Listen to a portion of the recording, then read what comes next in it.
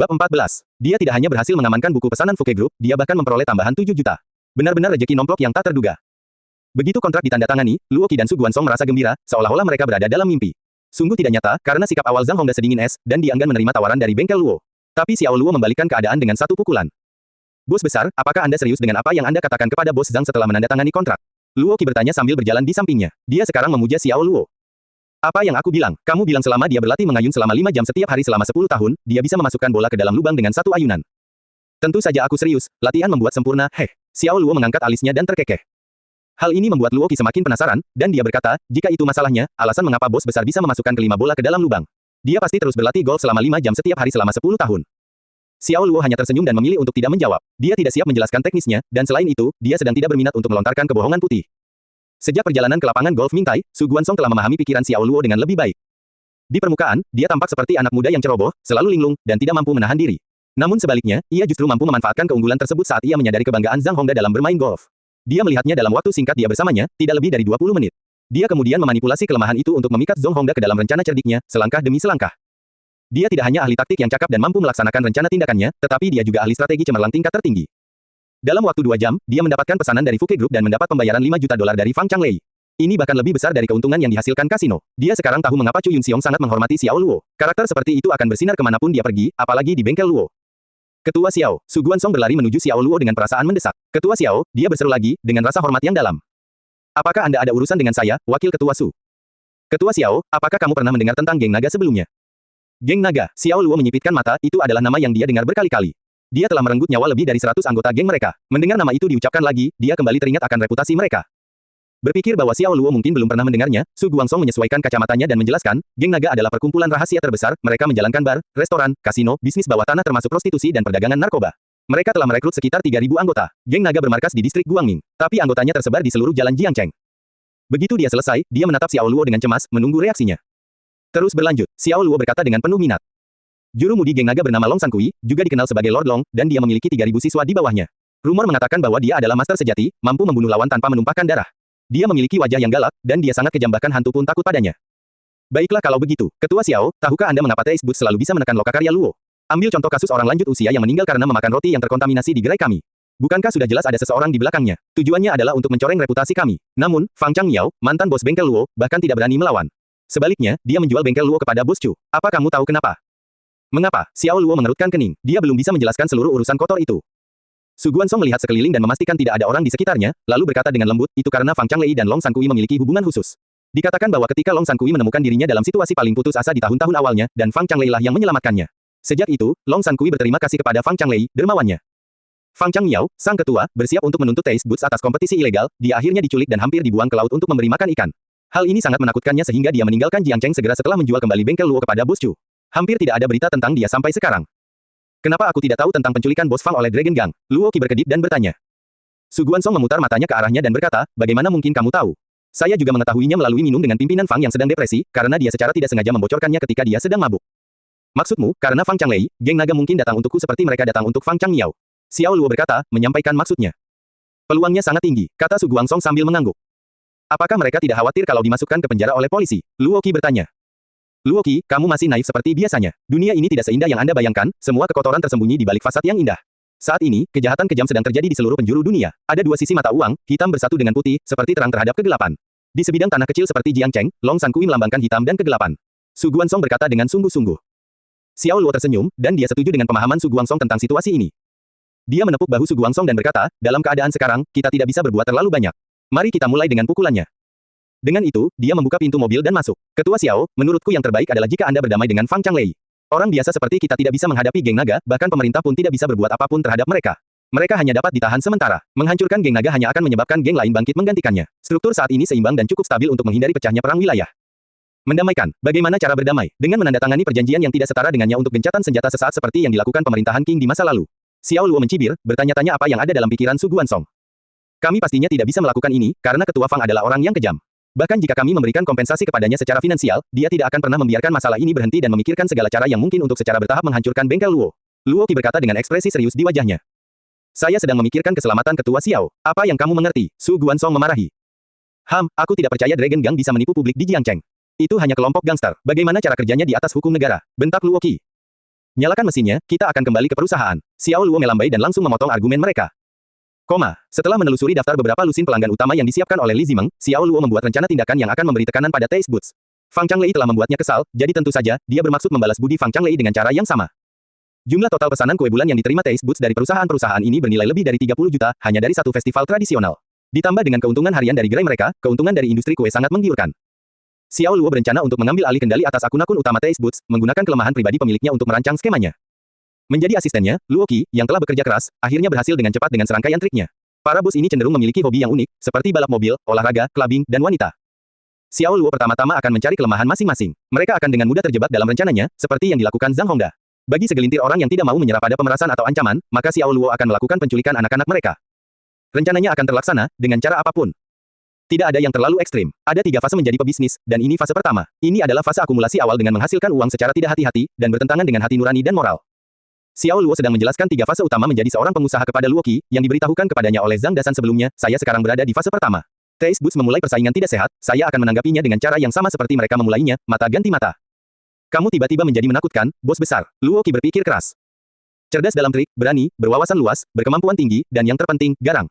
Seseorang tidak akan tahu sampai dia mengenal Xiao Long cukup lama, kemudian kualitasnya menjadi jelas.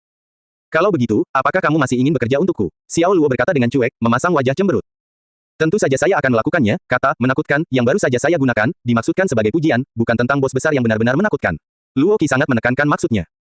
Pujian, terkadang, saya tidak mengerti apa yang Anda, orang-orang kreatif, katakan. Xiao Luo terkekeh, dan wajahnya menjadi cerah. Luo Qi menyeringai. Oh benar, berapa banyak yang tersisa? Xiao Luo bertanya. Luo Qi membuka folder itu dan melihat sekilas daftarnya, lalu mengangkat kepalanya dia menjawab, satu lagi, itu Jiang Yongchun, bos pabrik plastik Yingtong, orang ini sepertinya sulit untuk dihadapi. Mengapa? Jiang Yongchun adalah pelanggan paling setia Taste Boots. Dia tidak memiliki minat khusus secara khusus, hanya saja dia sangat menyukai rokok dan anggur berkualitas. Ngomong-ngomong, dia masih lajang dan sepertinya tidak tertarik pada wanita. Seseorang pernah mengiriminya wanita untuk menjilat, tapi dia akhirnya diusir olehnya, kata Luo Qi. Xiao Luo duduk di kursi belakang dan mengetuk pelan bingkai jendela mobil. Dia kaya, dia tidak akan kesulitan mendapatkan rokok atau anggur berkualitas apapun, jadi ini tidak cukup untuk menghadapinya. Namun, aku sedikit terkejut karena dia tidak tertarik pada wanita. Xiao Luo berpikir. Mengapa kamu mengatakan itu? Luo Qi bertanya dengan matanya yang besar dan menawan berkedip.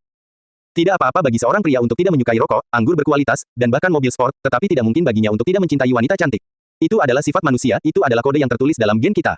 Selama pria itu normal, dia tidak mungkin tidak tertarik pada wanita cantik, kata Xiao Luo. Setelah mendengar itu, Luo Qi tersipu dan membalas, tapi bukankah bos besar sendiri tidak tertarik pada wanita cantik? Benarkah? Xiao Luo bertanya balik, tentu saja kamu. Luo Qi mengangkat dadanya dan sedikit cemberut, memperlihatkan sisi menawan dan genitnya. Maksudnya Xiao Luo akan bereaksi sama, jika seorang wanita dikirim kepadanya untuk tujuan seperti itu. Xiao Luo tiba-tiba tersipu, merasa seperti gadis muda itu sedang menggodanya. Wow, bos besar, jadi kamu punya sisi pemalu. Luo Qi tertawa terbahak-bahak, sangat gembira dengan penemuan kecilnya. Xiao Luo berpura-pura berdeham dengan batuk, lalu terdengar seperti Su Guansong, dia berkata dengan nada serius, jangan main-main, lebih serius. Roger, Tehi, Luo Qi membuat pose memberi hormat. Xiao Luo dengan cepat mengganti topik pembicaraan, kembali ke topik sebelumnya, pria normal tidak akan bisa menolak wanita cantik, kecuali Jiang Yongchun memiliki masalah di sana. Bos besar, maksudmu kemauannya tidak mampu. Sepertinya Luo Qi tidak malu menanyakan pertanyaan ini sama sekali, dan dengan mata bulatnya yang besar, dia menatap langsung ke arah Xiao Luo, ingin tahu jawabannya. Xiao Luo mengangguk, membenarkan apa yang baru saja dia katakan. Dia tampaknya telah menemukan cara untuk menghadapi Jiang Yongchun. Ding, ding, ding. Tepat pada saat itu, sebuah dering yang familiar dan monoton menginterupsi diskusi. Xiao Luo mengeluarkan ponselnya untuk memeriksa, dan itu adalah nomor yang tidak dikenalnya, tidak disimpan dalam daftar kontaknya. Saat dia menekan tombol jawab dan hendak menanyakan siapa peneleponnya, sebuah suara mendesak terdengar dari ujung lain panggilan telepon. Kenapa dia tidak mengangkatnya? Kenapa dia tidak mengangkatnya? Halo, apakah ini Xiao Luo? Pembicara kedengarannya lega karena dia berhasil lolos. Itu suara seorang wanita. Aku, siapa ini? Xiao Luo bertanya dengan lembut. Ayo cepat ke rumah sakit yang berafiliasi dengan kota, Mengki dirawat di rumah sakit. Wanita itu berkata dengan cemas. Zhao Mengki, Xiao Luo mengerutkan kening, dan berkata sambil tersenyum sinis, kamu salah orang, kan? Dia akan menutup telepon. Jangan menutup telepon, Mengki sakit parah, dan dokter mengatakan dia mungkin tidak bisa bertahan. Dia koma sekarang dan terus meneriakkan namamu. Saya hanya menemukan nomor Anda dengan memeriksa daftar kontak di teleponnya. Silakan datang dengan cepat. Wanita di ujung telepon merasa cemas. Dia hampir terdengar seperti sedang menangis. Xiao Luo terdiam beberapa saat. Berapa nomor kamarnya? Xiao Luo bukanlah orang yang tidak punya hati. Bahkan jika dia tidak menjalin hubungan dengan Zhao Mengki, dia tidak dapat mengubah fakta bahwa mereka dulunya adalah teman kuliah. Dia sekarang sakit kritis dan koma, dan merupakan sifat yang bertentangan dengan sifat suaminya jika tidak berkunjung. ICU, kamar 306. Setelah diberitahu tentang keberadaan Zhao Mengki, Xiao Luo menutup telepon, dan dia terdiam. Saya tidak akan terjadi jika dia tidak memberikan nomor teleponnya kepada Zhao Mengki begitu cepat, bahkan jika itu tidak disengaja. Sekarang tidak mungkin baginya untuk mengabaikan bahwa Zhao Mengki sedang sakit kritis dan koma. Apakah ada situasinya, bos besar? Luo Qi bertanya. Seorang teman dirawat di rumah sakit. Xiao Luo tidak berbohong padanya karena tidak ada yang disembunyikan. Zhao Mengki hanyalah satu dari sekian banyak orang yang datang ke dalam hidupnya dan bukan yang terakhir. Sudah waktunya untuk memutuskan hubungan dengannya sepenuhnya. Dia tidak ingin dia melakukan kontak lagi di masa depan. Kamu kembali ke kantor dulu. Aku akan melihatnya. Ingatlah untuk mendapatkan karangan bunga. Itu adalah hal yang pantas dilakukan ketika mengunjungi pasien. Luo Qi mengingatkan. Bunga apa yang cocok? Xiao Luo tidak terlalu paham dengan masalah seperti itu. Membawakan bunga saat menjenguk seseorang di rumah sakit dimaksudkan untuk menghiburnya. Ini menunjukkan kepedulian dan kepedulian, harapan agar mereka selamat dan segera sembuh. Anda sebaiknya memilih bunga yang anggun, berwarna cerah, dan harum, seperti kalamus, anggrek, kungkuat, lili peru, mawar, anyelir. Luo Qi keluar dari daftar dengan mudah. Xiao Luo merasa ini agak terlalu rumit, sudahlah, aku akan pergi dengan tangan kosong. Lagi pula, dia hanya berkunjung sebentar dan tidak ingin memperumit kunjungan sederhana. Dia tiba di rumah sakit umum yang berafiliasi dengan kota dengan taksi.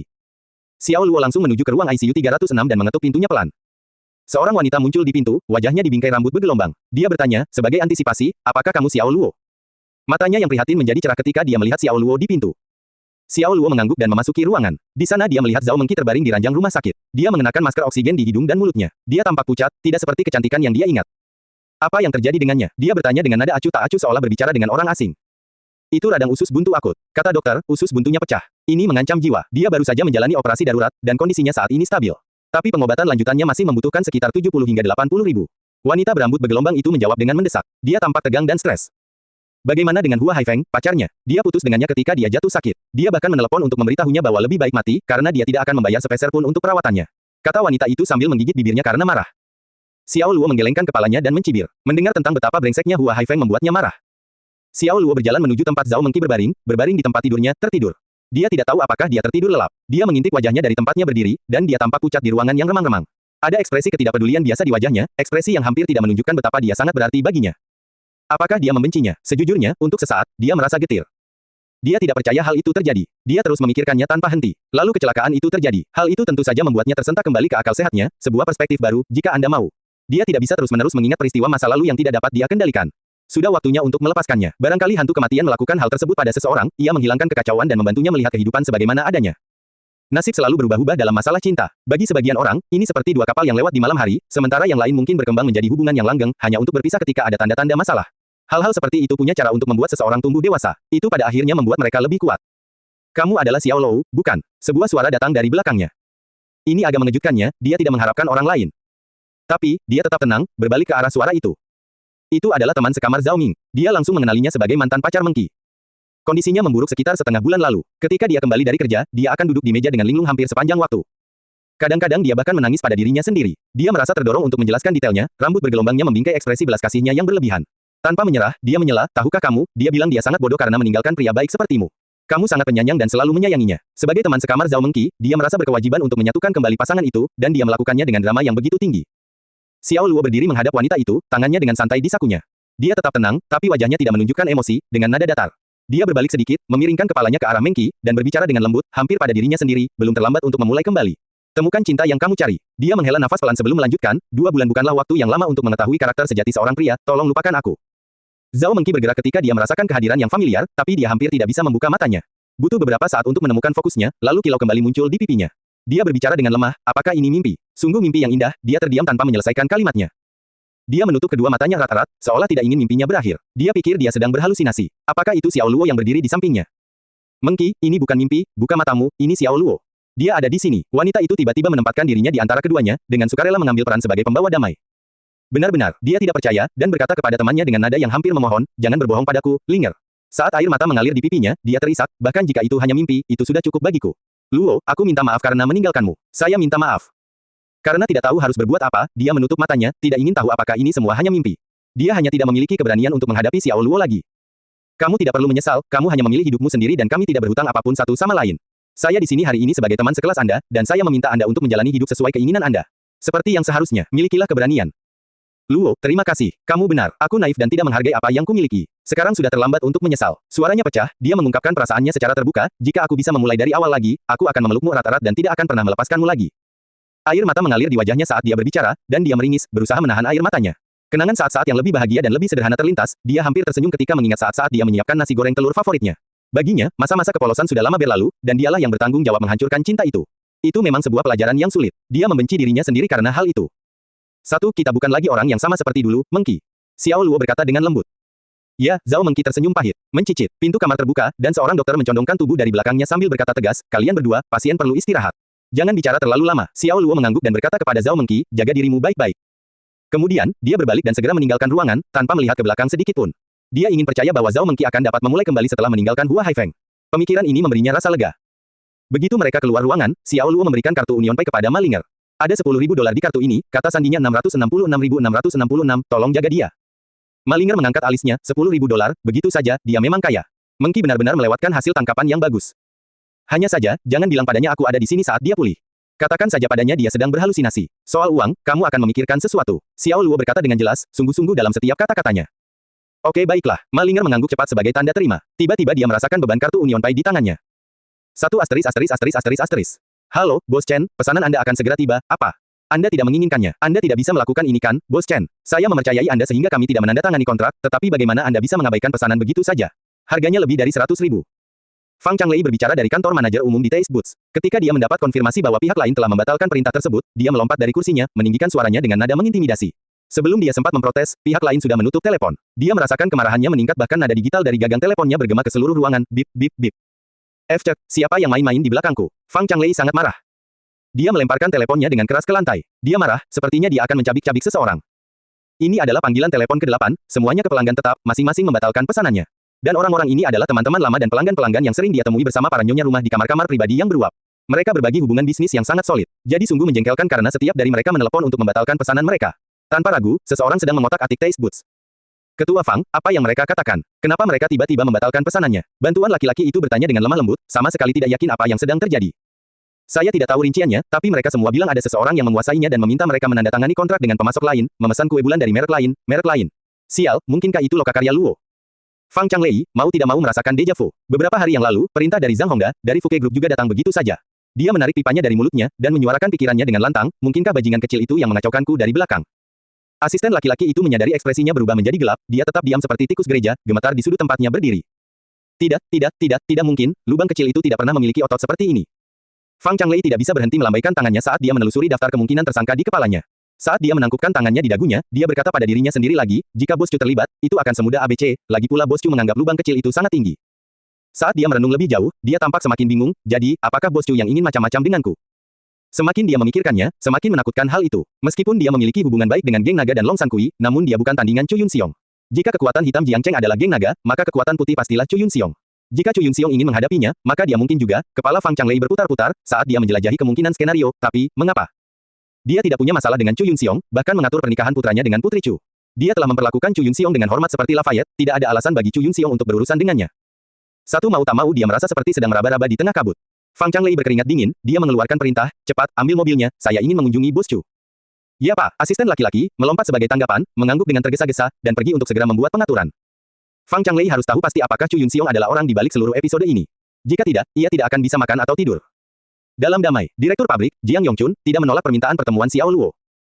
Anak buahnya membawa Xiao Luo ke kantornya. Tanpa memintanya untuk duduk, Jiang Yongchun menyerang Xiao Luo dengan keras, Tuan. Xiao, jadi kamu orang yang bijaksana, ya, memanipulasi Tuan Chen dan pembeli lain ke dalam skema Anda dan memaksa mereka menandatangani kontrak dengan bengkel Luo. Sekarang Anda bahkan sudah mendapat pesanan untuk festival pertengahan musim gugur. Strategi yang luar biasa, sungguh strategi yang luar biasa. Penampilan fisiknya bisa digambarkan penuh, dia memiliki pipi tembem dan celah kecil sebagai matanya. Saat dia menatap Xiao Luo dengan perasaan tidak senang, dia terlihat sebagai sosok yang kejam dan kejam. Sebagai pelanggan paling setia Taste Boots, sikap bermusuhannya dapat dimengerti. Satu-satunya alasan dia setuju untuk bertemu adalah untuk menghina wajah Xiao Luo. Dia melampiaskan kemarahannya atas nama Taste Boots dan Fang Changlei, karena kedekatannya dengan mereka. Tan, Jiang, kamu tidak perlu terlalu bermusuhan. Saya di sini hari ini untuk berbicara tentang bisnis. Sebagai pebisnis, pendapatan adalah prioritas utama kami. Mari kita kesampingkan semua urusan pribadi. Xiao Luo tersenyum. Dia kemudian mengambil kontrak dari Luo Qi, melambaikannya di depan Jiang Yongchun, dan dengan lembut meletakkannya di mejanya. Apa yang bisa Anda dapatkan seharga $500.000 di Taste Boots, bisa Anda beli hanya dengan membeli $450.000 dari kami. Xiao Luo berkata, menggunakan logika bisnisnya. Mungkin 50.000 mungkin tidak berarti apa-apa di matamu, tapi seekor lalat pun tetap berharga, sekecil apapun itu, bukan? Tuan Jiang, mengapa Anda tidak mempertimbangkan untuk memberikan perintah Anda ke bengkel Luo? Memberikanmu perintahku, konyol. Saya kembali jauh dengan Taste Boots. Friends, High Plus Pay bukanlah sesuatu yang bisa dianggap enteng, dalam buku saya. Bengkel Luo, kamu bukan siapa-siapa di mataku. Jiang Yongchun membuat ulah, berteriak, dia mengambil kontrak itu dan melemparkannya ke Xiao Luo. Dokumen tebal itu terlepas di udara, dan untuk sesaat, secari kertas melayang secara dramatis tepat di depan Xiao Luo, sebelum mendarat dengan kacau di sekujur tubuhnya. Melihatnya, Luo Qi benar-benar jengkel melihat cara Jiang memperlakukan bosnya. Ketika dia mulai bekerja di bengkel Luo, dia tinggal di belakang rumah untuk meneliti segala jenis kue. Luo Qi jarang melakukan kontak dengan bos lain di pasar. Sekarang dia mengikuti Xiao Luo kemana-mana, dia mendapatkan pemahaman yang lebih mendalam tentang karakter bos kaya ini. Mereka berperilaku seperti gangster, menghina orang lain sesuka mereka, dan mendapatkan apa yang mereka inginkan sesuai keinginan mereka. Tan, Jiang, amarahmu yang seperti ini tidak akan ada gunanya bagimu. Meskipun kontraknya sudah dilempar tepat ke wajahnya, Xiao Luo tetap mempertahankan senyum sombong di wajahnya. Dia menyembunyikan rasa kecewanya dan menahan dorongan naluriah untuk menendang kakek tua itu dari belakang. Di hari lain, hal itu pasti akan menjadi hasilnya, tapi bagaimanapun juga, dia berada di sana hanya untuk menjalankan bisnis. Aku menjadi panas hanya dengan melihat wajahmu, nak. Tahukah Anda persahabatan seperti apa yang saya miliki dengan Tuan Fang? Anda ingin saya berbisnis dengan bengkel Luo. Kamu pikir kamu ini siapa? Apa yang membuatmu berpikir bisa menantang Tuan Fang padahal rambut kemaluanmu belum tumbuh? Apakah Anda pikir Anda bisa lolos begitu saja? Bukan hanya Tuan Fang, bahkan saya, Jiang Yongchun, dapat menghancurkan bengkel Luo seperti permainan anak-anak. Jangan macam-macam dengan kami. Jiang Yongchun mengarahkan jarinya dengan agresif ke arah mereka berdua. Kamu dan anak kecilmu, keluar dari sini sekarang. Jangan datang dan memprovokasiku lagi, atau aku akan membiarkan bengkel Luo merasakan kemurkaanku. Dia memperingatkan mereka dengan ancaman yang nyata. Itu membuatnya merasa superior, mempermalukan Xiao Luo seperti yang dia lakukan. Itu akan menjadi sesuatu yang bisa dibanggakan ketika mereka berkumpul. Xiao Luo menggelengkan kepalanya, dan berkata kepadanya dengan pura-pura prihatin, Tuan Jiang, jika tebakanku benar, kamu pingsan 3 hari yang lalu tanpa alasan yang jelas, benar kan? Begitu dia mengatakan itu, Jiang Yongchun mundur, tapi berhasil menyembunyikan keterkejutannya. Apa yang baru saja Anda katakan? Apakah kamu sedang menyelidikiku? Sebenarnya, Jiang Yongchun terkejut karena Xiao mengetahuinya. Dia memang pingsan 3 hari lalu. Itu terjadi di rumahnya tanpa alasan yang jelas. Dia segera pergi ke rumah sakit untuk pemeriksaan dan tidak menemukan apapun. Mereka hanya mengatakan bahwa dia mungkin berjongkok terlalu lama dan ditambah dengan tekanan darahnya yang rendah, menyebabkan kekurangan oksigen di otaknya. Hal ini pada akhirnya mengakibatkan dia pingsan sementara. Hanya Jiang dan istrinya yang mengetahui masalah ini, dan tidak mungkin orang luar mengetahui hal itu. Jadi, dari mana Xiao Luo mendengarnya? Xiao Luo tidak memberinya jawaban langsung. Ia menatap wajahnya dan berkata penuh pengertian, perut kembung, badan lelah, suara berat, sesak napas saat bergerak, mudah berkeringat, jantung berdebar, penampilan pucat, semua ini merupakan indikasi bahwa Anda sedang sakit. Terlebih lagi, ini bukanlah penyakit ringan. Ini adalah kondisi yang cukup serius untuk membunuhmu. Omong kosong apa yang kamu bicarakan? Aku sangat berbaju pink. Saat dia mengatakan itu, wataknya mengkhianati kepercayaan palsunya. Apa yang baru saja ditunjukkan Xiao Luo adalah gejala yang dia tunjukkan akhir-akhir ini. Apakah begitu? Xiao Luo tersenyum, aku yakin itu bukan pertama kalinya kamu pingsan. Anda akan pingsan untuk pertama kalinya sekitar setahun yang lalu. Sejak itu, Anda merasa semakin sulit melakukan aktivitas seksual. Setelah kamu pingsan untuk keempat kalinya, kamu tidak lagi mampu berhubungan seks. Kamu menginginkannya, tetapi tubuhmu tidak mau menjawab, kan? Begitu dia mengatakan itu, Jiang Yongchun berkeringat dingin. Semua yang dia katakan benar. Orang bijak ini sepertinya telah mengawasinya selama setahun terakhir. Bagaimana ini bisa terjadi? Dalam sekejap, keterkejutannya berubah menjadi kengerian. Xiao Luo kini telah menjadi sosok hantu di benaknya. Bagaimana kamu tahu itu? Tanggapan Jiang Yongchun membenarkan semua yang ditunjukkan Xiao Luo. Luo Qi hanya memandang bosnya, Xiao Luo, dengan rasa takjub. Itu luar biasa, pikirnya. Apakah bosnya juga seorang dokter ajaib? Xiao Luo tidak diragukan lagi adalah penyembuh ajaib, karena ia berspesialisasi dalam pengobatan tradisional Tiongkok. Dia menukar bakat dari sistem dengan 800 poin sebelum dia datang ke pabrik plastik Yingtong, dengan tujuan berurusan dengan Jiang Yongchun. Dia tahu bahwa dia tidak tertarik pada wanita. Sebagai seorang pria, pasti ada yang salah dengan tubuhnya hingga ia kehilangan minat pada gadis cantik. Dalam ilmu kedokteran tradisional Tiongkok, melihat, mendengar, bertanya, dan menghubungkan temuan adalah dasar untuk menemukan jalan menuju kesehatan. Sekarang Xiao Luo telah memperoleh bakat ini, keterampilan yang dimilikinya adalah tingkat tertinggi. Ini memungkinkan dia untuk mengetahui penyakit Jiang Yongchun secara sekilas. Xiao Luo mengangkat alisnya dan berkata tanpa basa-basi, tentu saja dengan melihatmu. Omong kosong, katakan lagi, dan saya akan menelepon keamanan. Jiang Yongchun menolak untuk mempercayai sedikit pun kata-kata Xiao Luo. Anda akan tahu apakah saya mengatakan yang sebenarnya dalam 4 hari karena, pada saat itu, Anda akan pingsan lagi tanpa alasan. Interval yang semakin pendek antara periode pingsan Anda seperti hitungan mundur dalam hidup Anda. Jika kamu tidak segera mencari pertolongan medis, kamu mungkin akan hidup paling lama 6 bulan lagi, sambil menghabiskan setidaknya separuh waktunya di ranjang sakit, kata Xiao Luo. 6 bulan lagi untuk hidup. Saat ini, Jiang Yongchun merasakan jiwanya meninggalkan tubuhnya. Jika Xiao Luo dapat mendiagnosis gejalanya secara akurat, tidak bijaksana untuk menyangkal prediksinya bahwa ia mungkin hanya memiliki sisa 6 bulan untuk hidup.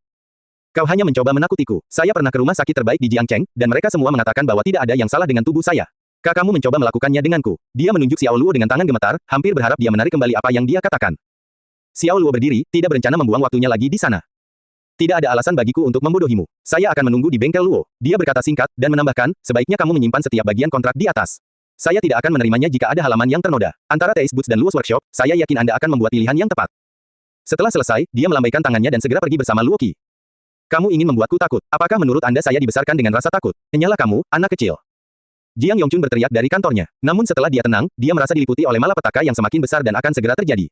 Untuk beberapa saat, dia menatap kosong ke dokumen kontrak yang berserakan di tanah. Akhirnya, dia berjalan mendekat, membungkuk, memungutnya satu persatu, dan menyatukannya dengan hati-hati. Dia tidak bisa mengambil risiko satu kecelakaan pun. Tidak peduli seberapa kayanya dia membutuhkan kesehatannya agar bisa menikmati kekayaannya. Bagi bos sukses seperti dia, jika menyangkut hidup dan mati, mereka bahkan akan takut pada bayangan mereka. Dengan istirahat yang cukup, Feng Wuhen dan keempatnya telah pulih dari cedera mereka. Bentuk tubuh dan kondisi fisik mereka yang kuat juga disebabkan oleh pemulihan yang cepat. Mereka merasa tidak nyaman dengan kesimpulan apapun bahwa mereka sedang memanfaatkan Xiao Luo dan bertanya kepadanya apakah mereka bisa dipekerjakan. Pekerjaan apapun bisa dilakukan, saudara Xiao. Tolong, kami tidak pilih-pilih. Feng Wuhen berkata dengan penuh hormat. Xiao Luo duduk di sofa, tanpa sadar beralih antar saluran TV, memeriksa program menarik. Dia bertanya, apakah lukamu baik-baik saja sekarang? Kami baik-baik saja. Kami sudah lama sembuh. Feng Wuhen menggedor dada kokohnya. Mereka makan kotoran babi, kotoran sapi, dan ayam setiap hari. Saya hampir saja membeli si manusia asli untuk memberi makan mereka. Zhang Dasan mengangkat dua jarinya berdekatan untuk menyampaikan maksudnya. Jika luka mereka tidak kunjung sembuh, aku pikir aku harus menyesuaikan kembali pandanganku terhadap dunia ini, bukan? Dia melanjutkan sambil berjalan menuju mereka. Mendengar kata-kata itu, Feng Wuhen dan teman-temannya terdiam. Zhang Dasan menjatuhkan dirinya ke atas sofa, mengambil remote control dari tangan Xiao Luo. Dia beralih ke reality show kencan buta. Matanya menjelajah, lalu melebar saat dia menatap lurus ke arah gadis-gadis di barisan atas.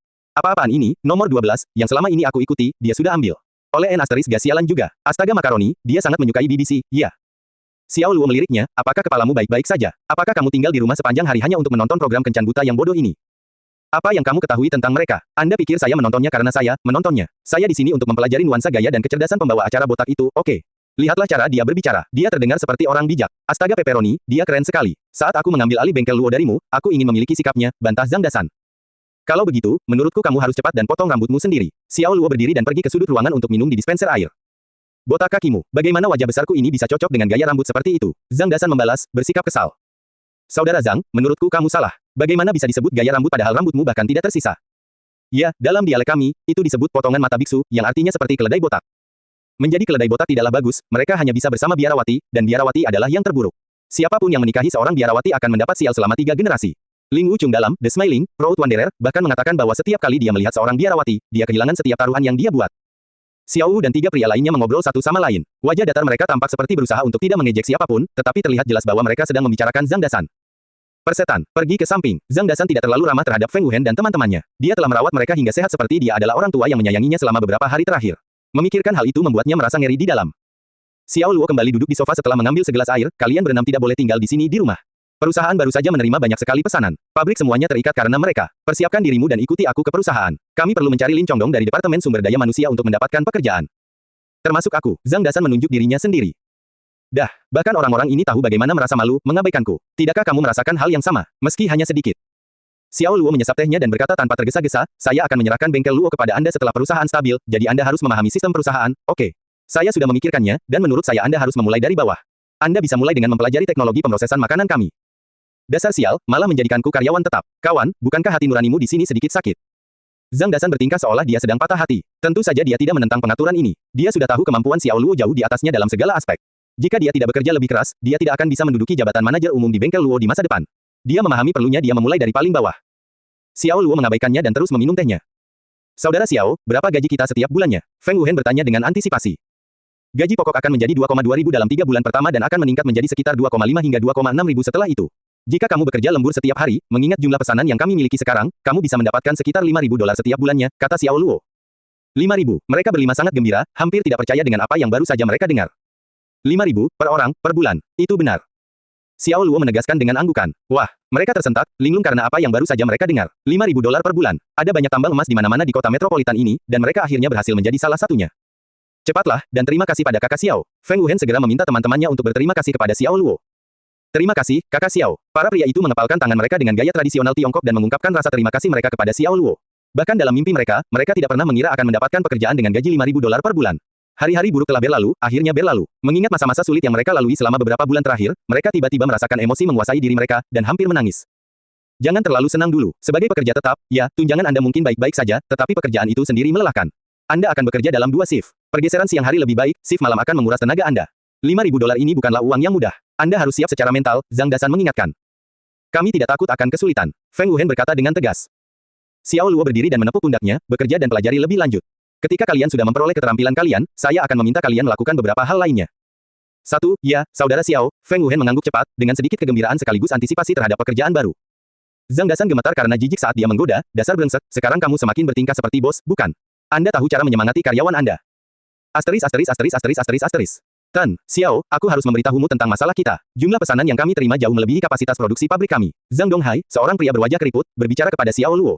Festival pertengahan musim gugur akan tiba setengah bulan lagi. Bahkan jika semua orang di pabrik bekerja lembur, 24 jam sehari tanpa tidur, kami mungkin tidak dapat melakukannya, gerutu Direktur Pabrik Lokakarya Luo. Dengan pesanan dari Fuke Group dan pesanan dari Taste Boots, yang semuanya digabungkan, membuat bengkel Luo benar-benar kewalahan, mengingat kapasitas produksinya. Kami tidak harus memenuhi semua orang. Produksi saja sebanyak yang kami bisa, kata Xiao Luo lirih. Tapi bukankah kita akan melanggar kontrak kita? Jika itu terjadi, kami harus membayar sejumlah besar uang, kata Zhang Donghai sambil merentangkan tangannya sambil mengerutkan kening. Xiao Luo tersenyum, tenang, dan kami tidak akan melanggar kontrak apapun. Semua kontrak kami dibuat berdasarkan kapasitas produksi kami. Pada festival pertengahan musim gugur, mereka akan mengambil sebanyak yang kami bisa hasilkan. Tidak ada masalah. Bagi pelanggan yang mereka ambil dari Taste Boots, kontrak mereka tidak menetapkan bahwa lokakarya Luo harus memenuhi persyaratan pesanan mereka. Syaratnya adalah mereka akan menerima pesanan berdasarkan jumlah yang bisa diproduksi oleh bengkel Luo. Dia menambahkan item ini secara eksklusif dengan mempertimbangkan kapasitas produksi lokakarya Luo. Semua bos perusahaan-perusahaan ini telah kalah taruhan atau memiliki beberapa rahasia di tangannya. Mereka harus mematuhinya meskipun mereka tidak menginginkannya. Hah, apakah itu berhasil? Zhang Donghai terkejut. Dia belum pernah melihat kontrak yang berat sebelah dan tidak masuk akal seperti itu. Pertanyaannya adalah, mengapa pelanggan tersebut menandatanganinya? Apa yang sedang terjadi? Apa yang telah dilakukan Tuan Xiao? Ketukan, ketukan, ketukan. Saat itu juga, seseorang mengetuk pintu kantor. Nyonya Liu dari Departemen Layanan Pelanggan masuk. Dia berbicara kepada Xiao Luo dengan hormat, Tuan. Xiao, Tuan Jiang dari pabrik plastik Yingtong, meminta untuk bertemu dengan Anda. Sebelum pintu kantor ditutup, terdengar jeritan cemas dari arah area kantor terbuka di luar, Mer. Xiao, Tuan Xiao, ini Jiang Yongchun di sini. Saya di sini untuk membicarakan tentang perintah kerja untuk festival pertengahan musim gugur. Jiang Yongchun, Zhang Donghai tidak dapat diungkapkan dengan kata-kata. Sebagai seorang veteran di bengkel Luo, dia mengetahui siapa Jiang Yongchun. Dia adalah pelanggan paling setia Taste Boots. Ia bahkan pernah menyatakan, selama pabrik plastiknya masih berdiri, ia akan memesan ke Taste Boots. Itu termasuk semua kue-kue untuk staf mereka untuk setiap festival tahun ini. Tapi apa yang terjadi di sini? Mengapa Jiang Yongchun tiba-tiba datang sendiri ke rumah mereka untuk membicarakan perintah kerja? Apa yang baru saja dia saksikan sama sekali tidak masuk akal.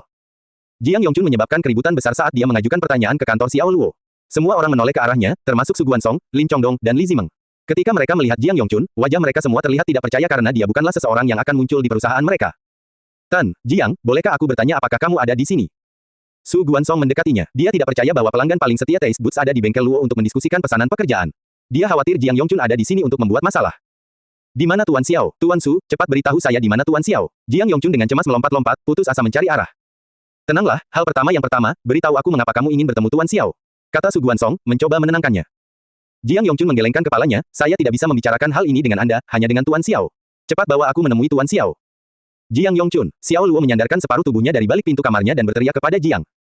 Tan, Xiao, aku adikku, aku akhirnya menemukanmu. Begitu dia melihat Xiao Luo, Jiang Yongchun sangat lega hingga dia hampir menangis. Dengan tas hitam di antara ketiaknya, dia melewati Su Guansong dan berlari menuju kantor Xiao Luo. Zhang Donghai dan Ni Liu dari Departemen Layanan Pelanggan baru saja meninggalkan kantor. Jiang Yongchun melewati mereka seolah-olah mereka tidak ada di sana dan hanya menatap Xiao Luo. Dengan tubuh tertunduk rendah hati, dia memasuki ruang kantor dengan senyum gugup di wajahnya. Tutup pintu, kata Xiao Luo. Baiklah, dengan senyuman yang dipaksakan, Jiang Yongchun dengan lembut menutup pintu kantor. Apa yang sedang terjadi? Semua pekerja kantor lokakarya Luo tercengang. Kita harus tahu bahwa Jiang Yongchun baru-baru ini menunjukkan permusuhannya terhadap bengkel Luo. Dia tidak pernah bersahabat dengan mereka. Jadi apa yang terjadi sekarang? Dia membungkukkan badannya dan bersikap penuh hormat seperti anjing piaraan. Apakah matahari mulai terbit di barat, atau dia salah minum obat?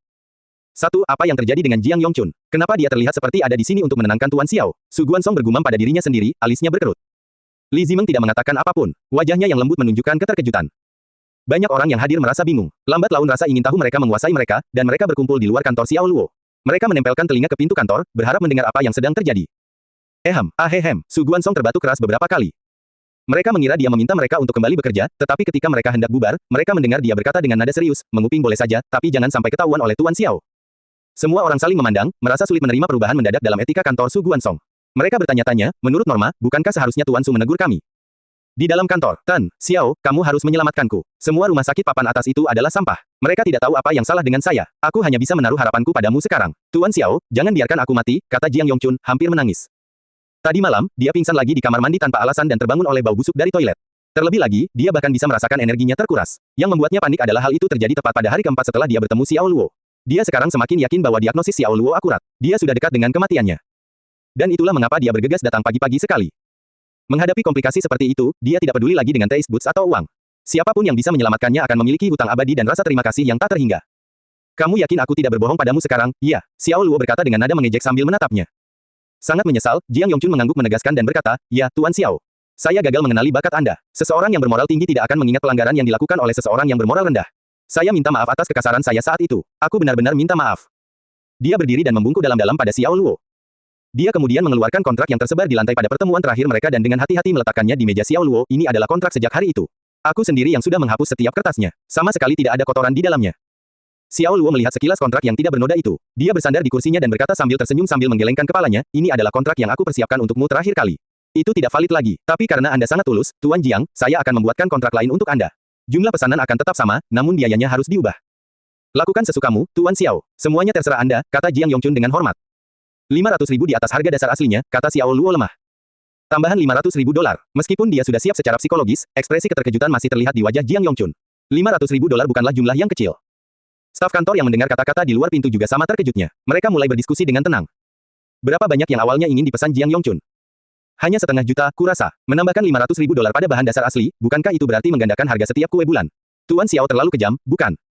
Su Guansong dan Li Zimeng, yang mengetahui situasi di dalam kantor dari orang-orang ini, menarik napas dalam-dalam dan diam-diam berpikir, $0,5 juta hingga $1 juta. Ini keterlaluan. Apakah Jiang Yongchun akan menyetujuinya? Persyaratannya telah berubah, Tuan Xiao meminta tambahan $1 juta. Ya ampun, Tuan Xiao mengatakan 2 juta karena Jiang Yongchun tidak langsung menyetujuinya. Ya Tuhan, naik lagi. Harganya sekarang mencapai $4 juta. Suara-suara yang semakin gelisah, datang dari barisan penyadap yang menempel di pintu kantor Xiao Luo. Bahkan mesin pencetak uang pun tidak dapat menghasilkan uang sebanyak itu dalam waktu sesingkat itu.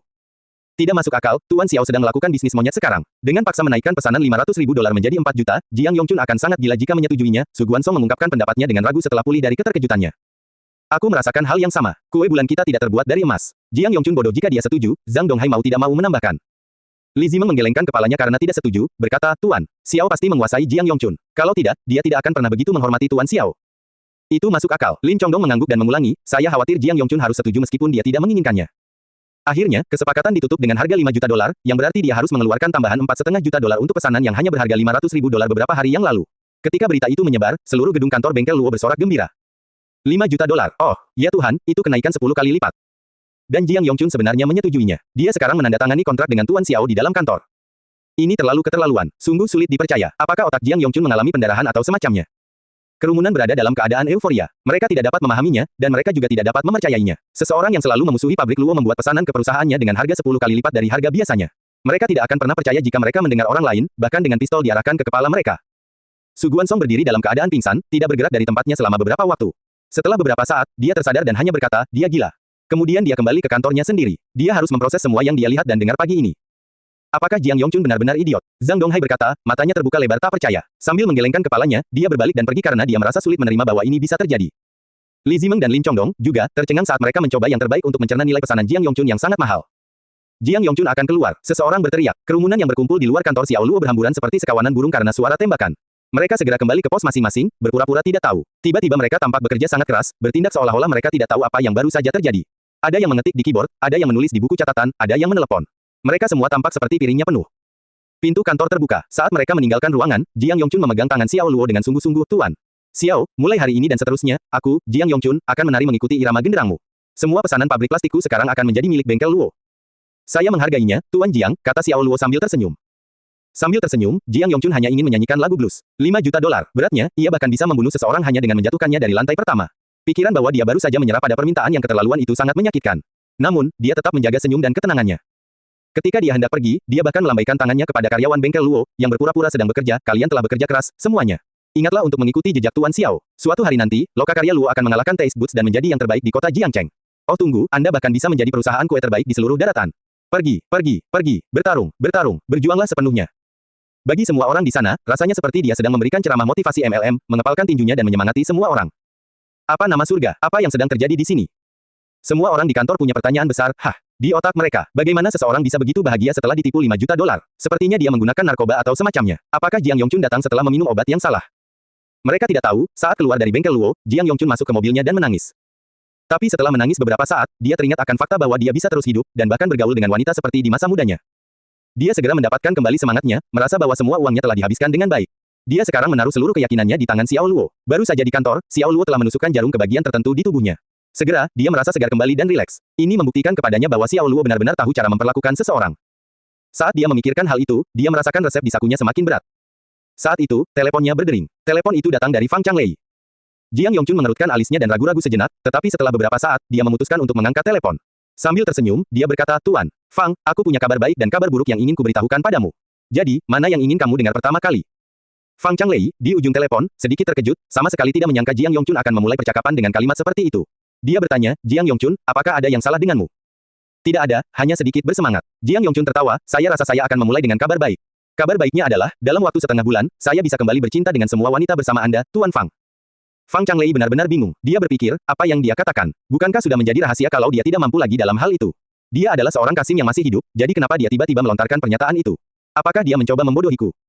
Apakah kamu, kecanduan narkoba? Masuk akal jika Fang Changlei berasumsi demikian. Karena terlalu bersemangat dan mengutarakan omong kosong, inilah tepatnya perilaku seseorang yang mabuk narkoba. Tidak, aku tidak mabuk. Saya telah bertemu saudara Xiao, dan dia dapat mengobati penyakit saya. Jiang Yongchun menjadi bersemangat sekarang. Dia begitu bersemangat hingga pidatonya menjadi tidak koheren. Dia seperti seseorang yang tiba-tiba bisa melihat kembali setelah buta selama 10 tahun. Emosi yang dialaminya beberapa kali lebih besar dibandingkan mabuk narkoba. Saudara Xiao, apakah maksudmu bajingan Xiao Luo dari bengkel Luo itu? Fang Changlei berkata dengan sangat terkejut dan jijik. Oh ya, dia. Jiang Yongchun tersenyum, dia bisa mentraktir saya, jadi saya tidak punya pilihan selain memberikan semua pesanan pabrik saya kepada mereka. Apakah ini kabar buruk yang ingin kamu sampaikan kepadaku? Fang Changlei menggertakkan giginya, menahan amarahnya yang memuncak. Ya, setelah menjawabnya, Jiang Yongchun segera menjauhkan ponselnya dari telinganya, karena dia sangat menyadari apa yang akan terjadi selanjutnya. Seperti yang dia duga, suara teriakan Fang Changlei terdengar dari lubang suara. Setiap kata yang terdengar, sangat jelas bahkan dari jarak sejauh itu. Ya, ibumu. Jiang Yongchun, apakah otakmu telah dirusak oleh seekor keledai atau bagaimana? Apakah dia mengatakan itu, dan kamu percaya begitu saja? Gunakan otak anjing Anda dan pikirkan baik-baik. Dia membodohimu. Tidak, dia bukan saudaraku. Saya sendiri pernah mengalaminya. Tuan Xiao mampu dalam hal itu, Jiang Yongchun mengerutkan kening saat dia mencoba menjelaskan. Dasar keledai bodoh. Kamu bodoh sekali keledai dari ujung kepala sampai ujung kaki. Tidakkah Anda menjelaskan dengan jelas apakah sampah Anda di sana masih berfungsi? Bagaimana kamu bisa percaya pada bajingan kecil itu? Aku sudah dilindungi undang-undang di sini, hanya menyebutmu keledai bodoh. Fang Changlei sangat marah. Dia telah bertemu Chu Yunxiong, yang memberinya kepastian yang kuat. Chu Yunxiong menjelaskan bahwa dia tidak menentangnya. Ini berarti Xiao Luo lah yang mengatur seluruh skema sendirian. Dia juga kesal ketika dia secara mengejutkan mengetahui tentang strategi luar biasa Xiao Luo untuk menipu mereka semua. Alasan dia menelepon Jiang Yongchun adalah untuk menanyakan apakah ada perkembangan pada akhirnya. Ternyata, Jiang Yongchun juga membatalkan pesanannya seperti bajingan tak berperasaan sebelumnya dan menyerahkan pesanannya ke bengkel Luo. Dengan banyaknya pengkhianatan, tidak peduli seberapa kuat pikirannya, siapapun akan terjatuh dan mengeluarkan seteguk darah. Tan, Fang, katakan apapun yang kamu mau, tapi aku hanya bisa meminta maaf mengenai pesanan untuk pertengahan musim gugur kali ini. Seperti tikus mati yang tidak kedinginan, Jiang Yongchun menutup telepon segera setelah dia menyelesaikan kalimatnya. Tidak ada lagi yang perlu dinegosiasikan. Antara Taste Boots dan kesehatannya, dia memilih yang terakhir tanpa ragu-ragu. Kantor manajer umum Taste Boots. Setelah panggilan teleponnya dengan Jiang Yongchun berakhir, anehnya Fang Changlei tampak tenang. Namun penampilannya tampak suram, dan itu menakutkan. Dia bingung, dia benar-benar tidak dapat memahaminya. Tanpa bantuan Chu Yunxiong, bagaimana Xiao Luo bisa merebut lebih dari 10 pelanggan lama Taste Boots? Pengkhianatan Jiang Yongchun, khususnya, itu merupakan pukulan besar baginya.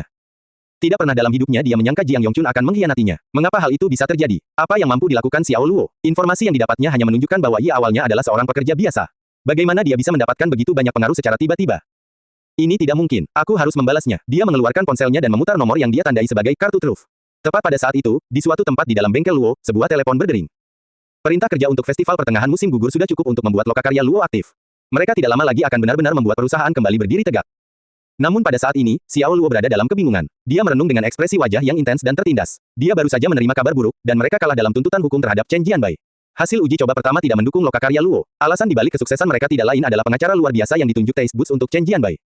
Pengacara yang mewakili Chen Jianbai dalam pembelaannya bernama Fu Heiyu. Reputasinya setara dengan Ge Zongtian. Dia adalah salah satu advokat dan pengacara terbaik di kota. Dengan lidahnya yang tajam, ia mampu memutarbalikkan dan memanipulasi fakta untuk memenangkan argumentasinya. Selain satu kali dia kalah dari Ge Zongtian, dia tidak pernah kalah dalam kasus lain yang dia tangani. Karena itu, ia dipuji oleh publik sebagai orator Fu. Kepala Departemen Hukum, Zhang Yong, telah melaporkan hasilnya kepada Xiao Luo. Dia tampak murung dan cemberut, kecewa karena mereka kalah dalam uji coba pertama. Xiao Luo tidak segera menanggapinya. Dia hanya duduk di kursinya sambil menatap laptopnya. Dia mengamati jalannya jejak pertama dengan saksama, dan dia bahkan tidak mengedipkan matanya sekalipun. Jari-jarinya terus mengetuk meja secara berirama. Satu Xiao Luo, bertindak seperti ini, menciptakan suasana cemas di dalam ruangan. Li Ziming dan Zhang Yong, yang sedang berdiri di kantornya saat ini, merasa sangat gelisah. Kegelisahan ini membuat mereka serasa berada di depan regu tembak. Mereka tidak dengan sukarela mengucapkan sepatah kata pun. Hal ini terutama berlaku pada Li Ziming. Awalnya, dia yakin bahwa dengan rekaman di tangan, Chen Jianbai akan kalah dalam proses pengadilan karena dia merasa kasus mereka kedap air. Dengan itu, reputasi lokakarya Luo bisa ditebus. Namun, saat Fu Heiyu muncul entah dari mana, dia dengan cerdik memanipulasi fakta dan bukti, memanfaatkan keterampilan advokasinya secara maksimal. Pengadilan kemudian memihak terdakwa, Chen Jianbai, percaya bahwa bengkel Luo lah yang memaksanya untuk merekam audio tersebut. Bengkel Luo kini dikenakan denda beberapa ratus ribu dolar karena dugaan ancaman, intimidasi, fitnah, dan pencemaran nama baik. Bengkel Luo tiba-tiba berubah dari penggugat menjadi tergugat. Perubahan haluan terjadi begitu cepat sehingga mengejutkan mereka, tidak ada yang mengharapkan hasil ini. Cara dia menyampaikan kata-katanya sangat fenomenal. Bahkan aku hampir yakin bahwa bengkel Luo salah setelah menonton rekamannya, kata Xiao Luo sambil menghela nafas panjang sambil tersenyum. Tan, Xiao, kita masih punya peluang untuk memenangkan kasus ini. Selama kita bisa melibatkan Ge Zongtian sebagai penasihat kita tidak perlu takut pada Fu Heiyu, saran Zhang Yong. Setelah proses pertama, dilihat dari situasinya, hanya dengan menjadikan Ge Zongtian sebagai bagian dari tim hukum mereka barulah mereka memiliki peluang untuk memenangkan gugatan. Jika mereka gagal, reputasi bengkel Luo pasti akan mengalami pukulan fatal lainnya. Bahkan dengan peningkatan tak terduga dalam pesanan pekerjaan untuk festival pertengahan musim gugur, hal itu hanya akan membuat bengkel Luo dapat bertahan secara finansial untuk sementara waktu lebih lama. Xiao Luo menatapnya dengan ekspresi dingin, kamu adalah kepala departemen urusan hukum. Adalah tanggung jawab dan tugas Anda untuk mengajukan ke pengadilan demi perusahaan. Anda tidak boleh memikirkan cara menyewa pengacara yang lebih baik. Menurut saya, Anda harus memikirkan cara memenangkan gugatan ini. Setelah mendengar itu, Zhang Yong tetap diam dan dengan canggung menundukkan kepalanya. Pada saat itu, Su Guansong melangkah maju dan berkata, saya percaya pada kemampuan Zhang Yong, tetapi di belakang orang yang cakap akan selalu ada orang lain yang bahkan lebih cakap. Fu Heiyu adalah salah satu pengacara terkemuka di kota Jiangcheng. Agar adil, kekalahan Zhang Yong darinya tidak bisa dihindari. Ini seperti membandingkan kereta berkecepatan tinggi dan kereta api. Kita tidak mungkin meminta kereta api untuk berlari lebih cepat dari kereta berkecepatan tinggi, bukan? Jika hal seperti itu terjadi, itu melanggar hukum alam, bukan? Dia jelas-jelas membuat alasan agar Zhang Yong melepaskan tanggung jawabnya. Zhang Yong tidak bisa menahan diri untuk tidak memandangnya dengan tatapan terima kasih. Tan, Su, agar kamu begitu tenang, sepertinya ini sepenuhnya sesuai harapanmu. Xiao Luo mengangkat kepalanya dan melirik ke arah Su Guansong sambil bertanya dengan penuh selidik. Tan, Xiao, bukan berarti aku tidak setuju denganmu, tapi aku sudah menyarankan padamu untuk tidak mengajukan tuntutan hukum terhadap Chen Jianbai. Hanya saja kamu tidak menuruti saranku. Nada keberatan Su Guansong cukup keras, tapi dia telah mengemukakan beberapa poin yang relevan. Tidak seperti biasanya Su Guansong bereaksi seperti ini. Apapun alasannya, dia merasa harus menyampaikan maksudnya, Taste Boots tidak akan pernah hanya berdiam diri dan menyaksikan Chen Jianbai digugat. Dengan pengaruh mereka, dan belum lagi Fu Heiyu, bahkan mempekerjakan Ge Zongtian untuk membela Chen Jianbai pun bisa dilakukan. Jika itu terjadi, maka sudah ditakdirkan bahwa bengkel Luo akan kalah. Sebagai seorang reporter, Chen Jianbai memiliki jaringan pengaruhnya sendiri. Saya yakin segerombolan reporter sudah menuju perusahaan kami untuk meminta jawaban dari kami. Seolah ingin mengkonfirmasi perkataannya, Liu dari Departemen Layanan Pelanggan mengetuk pintu kantor. Dia berkata dengan cemas kepada Xiao Luo, Tuan, Xiao, ada sekitar 50 hingga 60 reporter di luar perusahaan kami yang ingin bertemu denganmu. Mereka bilang mereka ingin jawaban dari Anda tentang alasan Anda mengancam rekan mereka. Mereka bahkan datang dengan alat wawancara, mengklaim bahwa mereka akan mengungkap kejahatan lokakarya Luo. Jadi, masih seperti ini. Su Guansong menghela nafas panjang, saya akan menangani mereka. Pertanyaan mereka akan sangat rumit, tapi saya harus bisa mengatasinya. Begitu dia selesai berbicara, dia berbalik dan keluar dari kantor. Li Ziming mengertakkan gigi. Bajingan, sebagai orang yang secara pribadi pergi bersama Xiao Luo untuk mengumpulkan bukti, dia merasa jengkel dan bersalah. Chen Jianbai lah yang dengan sengaja memfitnah nama bengkel Luo. Namun setelah sidang pertama, keadaan berbalik. Bengkel Luo kini malah dituduh mengancam dan mengintimidasi Chen Jianbai. Bagaimana kebenaran bisa dengan mudah diputarbalikkan? Lalu, apalagi yang benar-benar bisa kita percayai di dunia ini? Xiao Luo terus menatap dinding di depannya, tanpa ekspresi apapun di wajahnya. Menjalankan sebuah perusahaan tidaklah mudah, dan sekarang, dia akhirnya merasakannya sendiri. Saat ini, teleponnya berdering. Itu adalah panggilan video dari Zhang Dasan. Dia melambaikan tangannya, memberi isyarat kepada Li Zimeng dan Zhang Yong untuk meninggalkan kantornya. Berbicara dengan Zhang Dasan akan merusak citra bermartabat yang telah dia pelihara dengan hati-hati di perusahaan. Dia tidak ingin karyawannya menyaksikan warna aslinya. Ketika keduanya pergi, Xiao Luo menerima permintaan panggilan video Zhang Dasan. Wajah Zhang Dasan yang gemuk dan bermata sipit segera muncul di ponselnya, disertai dengan suara-suara kacau di latar belakang. Lokasi Zhang Dasan saat ini berada tepat di pintu masuk bengkel Luo. Tidak hanya Zhang Dasan di layar tetapi juga Feng Wuhen dan anggota geng lainnya yang mengenakan seragam keamanan. Lin Chongdong dari Departemen Sumber Daya Manusia telah menjadikan mereka penjaga keamanan berdasarkan kekuatan mereka. Pekerjaannya sedikit lebih mudah dibandingkan pekerja tetap, dan perbedaan gaji mereka tidak terlalu besar. Sobat, segalanya akan meledak di sini. Para reporter bodoh ini bersikeras bahwa rekaman seperti itu ada karena lokakarya Luo telah mengancam Chen Jianbai. Mereka sedang melakukan siaran langsung sekarang. Mereka meminta Anda untuk datang sendiri untuk memberi mereka jawaban. Saya khawatir kita akan menjadi berita utama jika kita tidak menangani hal ini dengan cerdas, kata Zhang Dasan. Sungguh memusingkan. Xiao Luo mengusap pelipisnya. Zhang Dasan langsung memarahi, sakit kepalamu, bodoh. Cepat dan pikirkan sesuatu. Para bajingan ini semakin menuntut. Aku akan membiarkanmu mendengar keributan itu. Setelah dia beralih ke kamera belakang, Xiao Luo tidak hanya bisa melihat wajah para reporter yang menyebalkan dan menjijikkan, dia bahkan bisa mendengar mereka berteriak. Perusahaan yang memalukan, Anda mengancam rekan kami dengan metode tercela. Kami bertekad untuk mengungkap hal ini. Kami akan tinggal di sini sampai atasan Anda muncul untuk wawancara dengan kami. Mari kita lihat bagaimana Anda dapat mempertahankan produksi Anda. Tunjukkan dirimu, jangan menjadi pengecut. Keluar dari sini, bos bengkel Luo. Anda berhutang jawaban kepada wartawan kota Jiangcheng. Masa pun bangkit dan berperilaku agresif. Setiap kata yang diucapkan lebih tidak menyenangkan dari kata sebelumnya. Tentu saja, semua pelecehan verbal mereka tidak akan disiarkan. Ketika Su Guansong muncul, mereka segera mengulurkan mikrofon ke gerbang besi, menyalakan kamera, dan memulai siaran langsung. Tan, Su, dalam persidangan pertama, pengadilan menuduh lokakarya Luo mengancam dan memalsukan bukti untuk mencemarkan nama baik rekan kami. Apa pandangan Anda mengenai masalah ini? Sebagai pihak yang lebih lemah, wartawan rentan diancam oleh perusahaan besar seperti Anda. Selain mengancam Tuan Chen Jianbai, apakah perusahaan juga pernah mengancam beberapa orang lain sebelumnya? Lokakarya Luo dikabarkan memiliki bos baru, apakah bos baru Anda berasal dari latar belakang preman? Pertanyaan-pertanyaan kasar dilontarkan pada Su Guansong satu demi satu. Chu Yunxiong duduk di kantor dan menonton TV sambil dengan santai meminum tehnya dan bersantai. Dia memiliki senyuman di wajahnya. Siapapun yang tidak mengenalnya akan menganggap dia hanyalah pria parubaya pada umumnya. Namun, bagi mereka yang mengenalnya, mereka akan mengenalnya sebagai seorang pengusaha ambisius yang berdiri di puncak tangga dengan otoritas dan status sosialnya yang tidak dapat dijangkau. Pria lain sedang menonton TV di kamarnya. Pria itu berpakaian bagus dan mengenakan kacamata berbingkai emas. Ini adalah pengacara terkenal Ge Zongtian. Televisi saat ini menyiarkan Jiangcheng News. Selain pemberitaan bias dari para jurnalis yang menaruh dendam terhadap lokakarya Luo, terima kasih kepada Chen Jianbo, ada juga beberapa reporter yang netral. Laporan jurnalis netral ini berakhir di berita di saluran Jiangcheng. Apakah lokakarya Luo mengancam dan memeras Chen Jianbo untuk memalsukan bukti, atau memang ada cerita lain di balik ini? Chu Yunxiong menggelengkan kepalanya dan menyesap teh sambil melihat judul besar di bawah layar dan berkata, Fang Changlei memberi Xiao Luo masalah serius lain yang harus dipecahkan. Ge Zongtian mengangguk, kepala Departemen Hukum lokakarya Luo bukanlah tandingan Bo Heiyu. Bahkan saya tidak dapat mengatakan dengan yakin bahwa saya akan mampu memenangkan argumen hukum dengannya tanpa mempunyai cukup waktu untuk mempersiapkannya terlebih dahulu. Sudah diperkirakan bahwa bengkel Luo akan kalah dalam uji coba pertama, tetapi pertanyaan baru pun muncul sebagai hasilnya. Hal ini dapat menimbulkan keraguan atas tuntutan balik yang dibeli terhadap bengkel Luo. Ini adalah pertanyaan tentang motif. Ge Zongtian mengangguk, kepala Departemen Hukum Lokakarya Luo bukanlah tandingan Bo Heyu. Bahkan saya tidak dapat mengatakan dengan yakin bahwa saya akan mampu memenangkan argumen hukum dengannya, tanpa mempunyai cukup waktu untuk mempersiapkan kasus saya. Sudah diperkirakan bahwa bengkel Luo akan kalah dalam uji coba pertama, tetapi pertanyaan baru telah muncul sebagai hasil dari uji coba ini. Hal ini dapat menimbulkan keraguan atas tuntutan balik yang dibeli terhadap bengkel Luo. Ini adalah pertanyaan tentang motif. Pertanyaan pertama tentang kelompok wartawan. Mayoritas dari mereka bertekad merusak reputasi Lokakarya Luo. Sekalipun hal itu berarti menimbulkan keresahan di masyarakat. Di masa ketika media sosial memainkan peran penting dalam bisnis dan kehidupan sehari-hari, bengkel Luo akan menderita kerugian besar baik dalam hal defisit kepercayaan maupun penjualan jika mereka tidak mengelola situasi dengan tepat. Tindakan para wartawan itu tampaknya dihasut. Jadi siapa yang menyuruh mereka melakukannya? Selanjutnya, Fang Changlei tidak bisa hanya duduk dan melihat bisnisnya menurun. Xiao Luo mengambil lusinan pelanggan lamanya Taste Boots. Jelas dia menyimpan dendam terhadap pemuda tersebut karena hal tersebut, sehingga ada motif untuk membalas dendam. Mata-mata yang dia tanam di Lokakarya Luo kemungkinan besar akan segera bergerak. Terakhir, jika Lokakarya Luo tidak memberikan bukti dan keterangan saksi yang lebih nyata selama persidangan kedua dalam 5 hari, mereka akan kalah dalam gugatan. Mereka kemudian harus melakukan kejahatan berupa ancaman dan pemerasan terhadap media, yang selanjutnya akan membuat marah para petinggi pengadilan dan menodai reputasi Lokakarya Luo hingga mencapai tujuan yang merusak. Siapa yang mendapat keuntungan dari hal ini? Menurutmu apa yang akan dilakukan Xiao Luo? Chu Yunxiong bertanya sambil tersenyum. Ini adalah pertandingan yang pasti akan dia kalahkan. 50 hingga 60 reporter yang berkumpul di pintu masuk Lokakarya Luo sudah sulit untuk ditangani, bahkan tanpa mempertimbangkan tuntutan hukum terhadap Chen Jianbo di pengadilan. Dia tidak bisa menggunakan kekerasan, dan semakin dia menjelaskan, semakin dalam lubang yang dia gali untuk dirinya sendiri. Dan jika dia membuat kesalahan sekecil apapun dalam kesaksiannya atau menunjukkan kepalsuan dalam bukti-bukti tersebut, maka hal itu akan dibesar-besarkan oleh media. Ini adalah sesuatu yang wartawan kuasai, sudah menjadi fakta umum bahwa mereka mempunyai andil dalam mempengaruhi opini publik, jadi setiap kalimat dan setiap kata yang diucapkan Lokakarya Luo kepada mereka harus dibersihkan sepenuhnya tanpa celah. Jika tidak, bengkel Luo akan memasuki kuburan mereka. Ge Zongtian berhenti sejenak saat dia merenungkan seluruh urusannya. Dia kemudian memasang kacamata di wajahnya dan berkata, jadi menurutku Xiao Luo akan datang untuk meminta bantuanmu. Ini mungkin satu-satunya pilihan yang tersisa baginya. Seringai Chu Yunxiong semakin dalam saat dia mendengar kalimat ini. Dia meletakkan cangkir tehnya di atas meja dan melambaikan tangannya untuk berkata, tidak, kamu jarang berinteraksi dengannya, jadi kamu sama sekali tidak tahu seperti apa dia.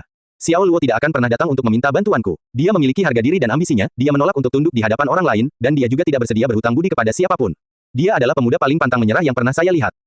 Ge Zongtian mengerutkan kening dan bertanya, tetapi jika dia tidak meminta bantuanmu, bagaimana dia bisa keluar dari sini dalam keadaan utuh? Ini juga yang ingin saya lihat. Chu Yunxiong mengalihkan pandangannya kembali ke televisi dan berkata, Xiao Luo adalah seseorang yang dapat menciptakan keajaiban. Itu sebabnya aku secara pribadi sangat menyayangi pemuda itu dan akan memberikan perhatianku padanya. Menceritakan saat Fang Changlei datang mengunjunginya baru-baru ini untuk menguji coba, Chu Yunxiong segera mengetahui rencana tindakan Xiao Luo. Pesanan Fuke Group dan beberapa lusin pesanan dari mantan pelanggan Taste Boots semuanya ada di tangan Xiao Luo sekarang. Ini adalah bukti betapa tangguh dan menakutkannya pemuda Xiao Luo. Dia memiliki keahlian yang hanya bisa diimpikan oleh orang lain. Bahkan jika Chu Yunxiong berada di posisi Xiao Luo, tidak mungkin dia bisa mencapai prestasi seperti itu. Dia tersenyum dan bergumam pada dirinya sendiri. Ikan koi emas sudah ada di kolammu, hanya perlu sedikit hembusan angin agar mereka bisa berubah menjadi naga. Kejutan macam apa yang akan kamu berikan untukku kali ini?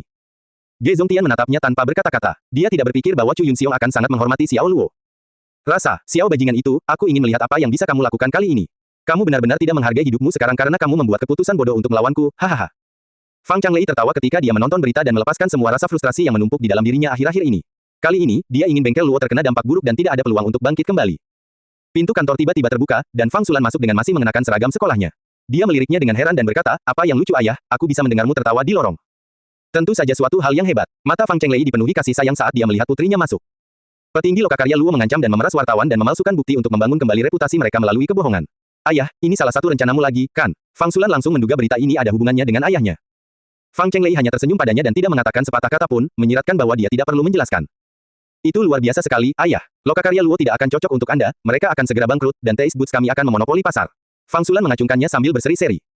Fang Changlei mengangkat kepalanya dan berkata dengan sombong, anak Xiao dari bengkel Luo itu masih terlalu muda untuk menjadi lawanku. Hanya perlu satu trik kecil, dan lengannya sudah terikat. Bocah Xiao itu, Fang Sulan menatap kosong sejenak saat sebuah nama terlintas di benaknya, Xiao Luo.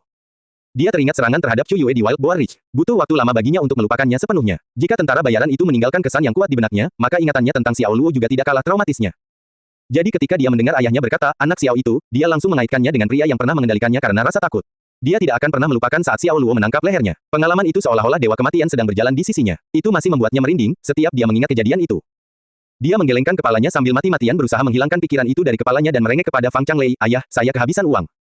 Dia akhirnya mengutarakan pikirannya. Bukankah aku baru saja memberimu 100.000 setengah bulan yang lalu? Ekspresi Fang Changlei mengeras. Saya tidak akan menjelaskan kemana uang itu pergi, tapi saya tidak punya uang lagi. Atasi itu, ayah. Fang Sulan memalingkan wajahnya. Fang Changlei menggelengkan kepalanya dan sekali lagi menuruti permintaan putrinya, oke, karena suasana hati ayah sedang baik hari ini, saya akan mengirimkan 100.000 lagi, tapi... Ya, Fang Sulan segera memeluk lehernya dan memberinya ciuman erat di pipinya dan tertawa gembira, ayah, kamu yang terbaik di dunia. Hati Fang Changlei langsung meleleh. Ada pepatah yang mengatakan bahwa anak perempuan semuanya adalah kekasih sang ayah di kehidupan masa lalu mereka, dan di bawah pengaruh kasih sayang Fang Sulan, dia tidak punya hati lagi untuk mengkhawatirkan uang dan hanya bisa memperingatkannya karena kebiasaan, dengan mengatakan, jangan habiskan semuanya dalam satu hari. Saya tidak takut karena ayah mempunyai semua uang di dunia. Sekalipun aku dan kakakku mencobanya, kami tidak akan bisa menggunakan semuanya seumur hidup kami. Ayah, aku berangkat sekarang, jangan lupa kirim uang ke rekeningku, aku akan membutuhkannya malam ini. Dasar penjual uang kecil, Fang Changlei menggelengkan kepalanya pasrah tetapi masih tetap tersenyum penuh kasih sayang di wajahnya. Kami tidak mengancam atau memeras siapapun, kami juga tidak memalsukan bukti apapun.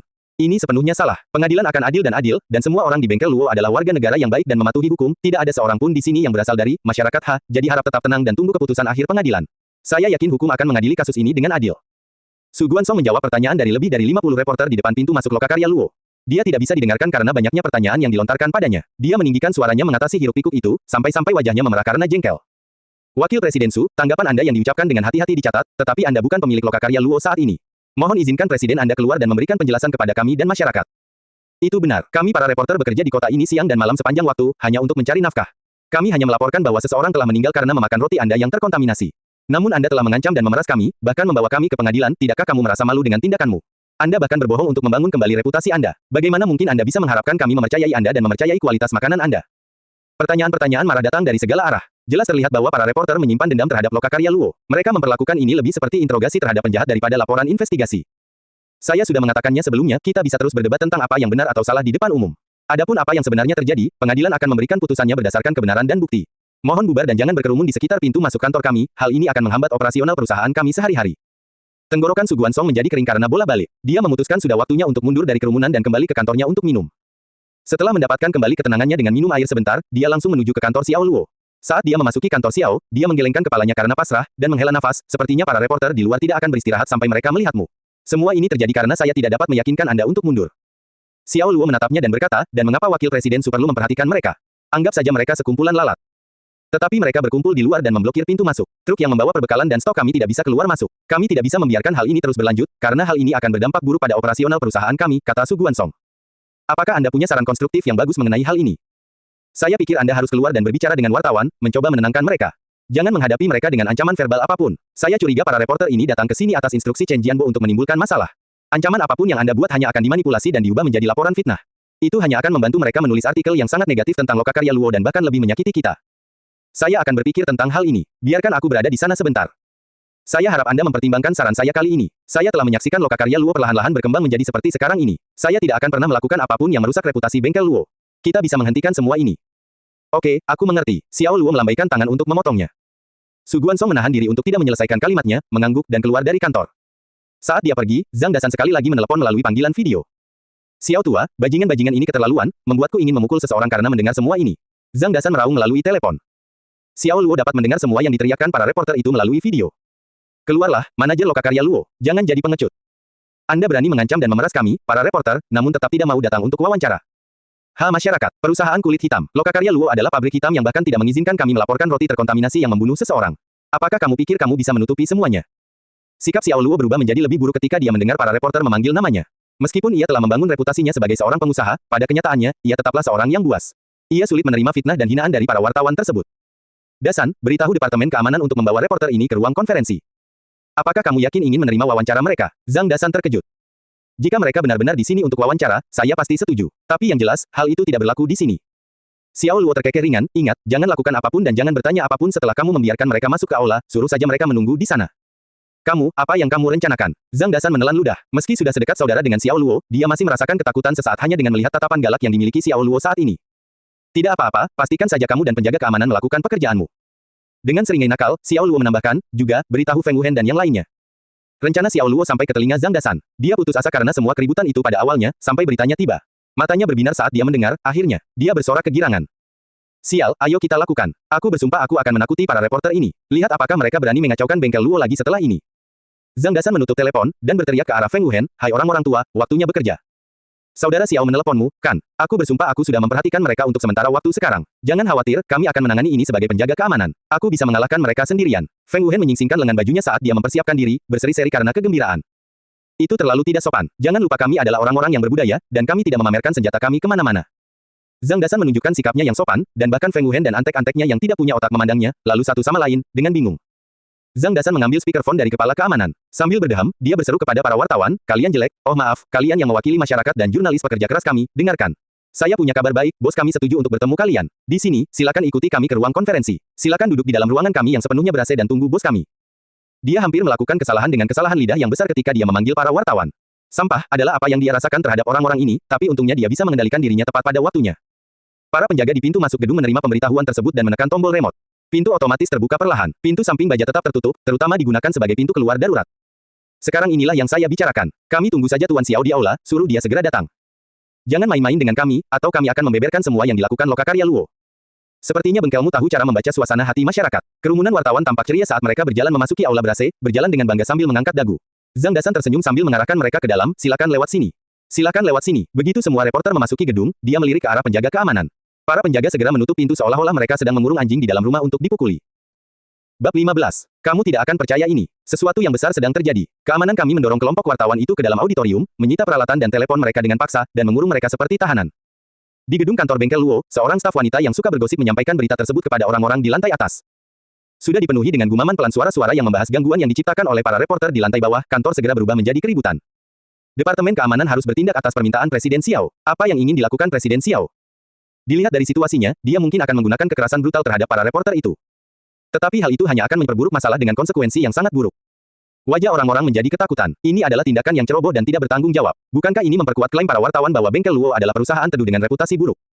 Detik berikutnya, semua kepala departemen berjalan bersama menuju kantor Xiao Luo. Su Guansong, khususnya, berlari ke sana dengan kecepatan penuh. Saat mereka mengetuk dan membuka pintu kantor Xiao Luo, mereka langsung berdiskusi dengan meriah. Seperti menteri yang menasihati seorang kaisar di zaman kuno, semua orang ingin sekali menyampaikan pendapatnya. Pesan utamanya adalah mereka tidak boleh memperlakukan wartawan seperti ini. Jika tidak, situasinya akan menjadi lebih buruk lagi. Presiden Xiao, saya dengan tegas menentang cara Anda menangani masalah ini. Itu terlalu ekstrim. Orang-orang telah menyebut bengkel Luo sebagai gerombolan. Apa yang Anda lakukan pasti akan membuktikan bahwa mereka benar. Su Guansong sangat emosi, bahkan wajahnya memerah. Lin Chongdong mengatupkan bibirnya dan berkata, meskipun menurutku para reporter ini menjijikkan, kita tetap tidak boleh melakukan kekerasan tidak peduli bagaimana perasaan kita terhadap mereka. Saya harap Anda akan memikirkan semuanya dan mempertimbangkannya dengan cermat. Xiao Luo menutup laptopnya dan berdiri dengan tangan di belakang punggung. Dia berkata tanpa emosi, keberatan Anda tidak valid. Bagi siapapun yang mengeluh tentang saya menyambut pengunduran diri Anda kapan saja. Setelah berpidato, Xiao Luo langsung keluar dan meninggalkan para menterinya saling menatap tanpa daya. Sejak dia mengambil alih bengkel Luo, Xiao Luo ingin memimpin perusahaan dengan semangat serigala. Apa itu roh serigala? Dalam benaknya, hal itu bisa diringkas dalam satu kata, kejam. Alih-alih mundur karena ketakutan dan takut mengambil tindakan, dia malah bersikap kejam dan menjadikan bengkel Luo menjadi sarang serigala. Siapapun yang berani menimbulkan masalah harus membayar harganya.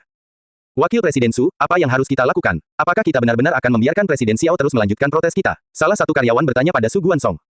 Sebelum Su Guansong sempat menjawab, Li Zimeng bergegas menjawab terlebih dahulu, tolong jangan membuat situasi seperti itu. Saya mendukung Presiden Xiao. Kamu benar, para reporter ini sudah keterlaluan dalam menindas kami. Mereka mengira kami penurut. Mereka akan mengetahui tempatnya jika kita tidak memberi mereka pelajaran hari ini.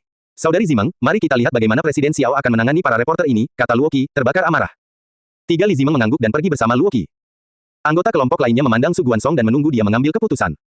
Su Guansong mengatupkan giginya, menghela napas dalam-dalam, dan berkata, ayo kita lihat juga. Semua eksekutif berbaris menuju auditorium. Saat itu, auditorium dipenuhi suara protes. Anda menyita peralatan kami dengan paksa. Saya akan mengungkap tindakan tercela ini kepada dunia. Kau menahan kami. Saya akan menuntut Anda di pengadilan ketika saya keluar dari sini. Perusahaan mafia, Anda pasti akan menerima hukuman yang pantas Anda terima. Keluhan yang keras dan menjengkelkan bergema di auditorium besar, namun tidak ada yang berani melakukan ancaman pembalasan apapun. Seorang reporter yang melawan dipukuli dan bahkan kehilangan satu giginya. Penjaga keamanan di sekitar mereka memegang tongkat hitam dan menatap mereka dengan dingin seperti sekelompok setan. Para wartawan hanya bisa berteriak memprotes, namun tidak berani berbuat apa-apa. Zhang Dasan mengikuti perintah Xiao Luo sebelumnya. Dia tidak peduli tentang hal lain atau mengajukan pertanyaan apapun. Dia membiarkan para wartawan itu keluar begitu saja. Dia juga memberitahu Feng Wuhen bahwa dia bisa menghalangi siapapun yang berani menimbulkan masalah. Dia bahkan mengizinkannya menggunakan kekerasan jika pencegahan tidak berhasil. Di akhir perintahnya, dia menambahkan, ini datang dari saudara Xiao, yang menghilangkan semua keraguan Feng Wuhen. Para wartawan perlahan-lahan menjadi tenang karena tidak ada yang memperhatikan mereka. Namun mereka menunggu di auditorium selama 3 jam dalam rasa haus dan lapar yang luar biasa. Seorang reporter wanita akhirnya tidak tahan lagi. Dia berdiri dari tempat duduknya dan berlari ke pintu auditorium, ingin pergi. Feng Wuhen mengulurkan lengannya dan menghalanginya, berkata, Nona, menurutmu kamu akan pergi kemana? Minggir, saya ingin pergi. Anda tidak berhak melanggar kebebasan saya. Reporter wanita itu mengerahkan keberaniannya dan berteriak keras, padahal pria di depannya adalah pria kekar yang telah merontokkan gigi reporter lain hanya dengan satu pukulan. Feng Wuhen mengerutkan kening dan berkata, itu tidak mungkin terjadi. Presiden Xiao belum datang, tak satu pun dari kalian bisa pergi. Saya tidak ingin bertemu dengannya lagi. Saya ingin pergi. Minggir. Reporter wanita itu berteriak dengan gigi terkatup. Hehe, apakah menurut Anda Presiden Xiao adalah hewan liar yang datang dan pergi sesuka Anda? Feng Wuhen disebut sebagai momok di desa. Dia sangat berpengalaman dalam berperan sebagai hooligan, meskipun dia tidak pernah melakukan kejahatan besar seperti penyerangan atau pemerkosaan. Bertingkah seperti bandit, dia berkata, karena Presiden Xiao telah setuju untuk bertemu denganmu, kamu tidak lagi bergantung pada apakah kamu bertemu dengannya atau tidak. Dapatkan kembali dan tetap diam. Saya seorang pekerja sementara yang tidak akan rugi apa-apa. Jangan memaksaku untuk menggunakan kekerasan. Dia melangkah maju dengan wajah ganas dan menakuti reporter wanita itu hingga mundur beberapa langkah. Akhirnya, dia dikalahkan oleh kehadiran Feng Wuhen yang seperti gangster dan kembali ke tempat duduknya dengan tergesa-gesa. Omong kosong *. Anda sengaja membuat kami menunggu di sini. Sederhananya, ini adalah kurungan ilegal. Kami akan menuntutmu begitu kami keluar. Seorang reporter pria berjanggut lebat berdiri dan meneriaki Feng Wuhen.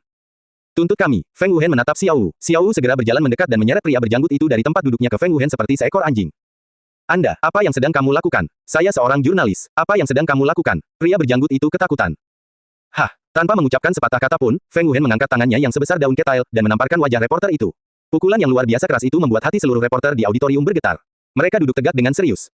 Setelah menamparkan pria berjanggut itu, Feng Wuhen mencengkeram kerah bajunya seperti seorang pang dan meludah dengan keras, "Sudah kubilang, aku pekerja sementara. Aku bisa menjauh dari apapun, bahkan jika aku melukaimu. Menahanmu di sini bukanlah apa-apa. Tutup mulutmu sesuai perintahku dan tunggu Presiden Xiao dengan tenang di tempat dudukmu." Feng Wuhen mendorong pria berjanggut itu pergi. Memindai kerumunan reporter lainnya dengan mata dinginnya, dia menggeram, "Jangan membuat masalah lagi. Jika tidak, saya akan memberi Anda semua rasa. Tidak apa-apa jika Anda ingin minum air putih. Ada dispenser air di sudut. Tapi Anda akan menahannya jika ingin buang air kecil. Anda tidak akan meninggalkan auditorium ini apapun yang terjadi sebelum Presiden Xiao tiba di sini." Kalimat terakhirnya hampir seperti raungan. Cocok dengan wajahnya yang garang, itu mempunyai efek jera yang cukup besar. Tak satu pun wartawan yang berani berkata apa-apa lagi. Mereka memahami situasi mereka saat ini dengan jelas. Mereka adalah ikan-ikan yang ada di talenan, sepenuhnya berada di bawah kekuasaan penculiknya. Beberapa reporter wanita sudah gemetar ketakutan. Lebih dari 50 reporter dikurung di auditorium sepanjang hari.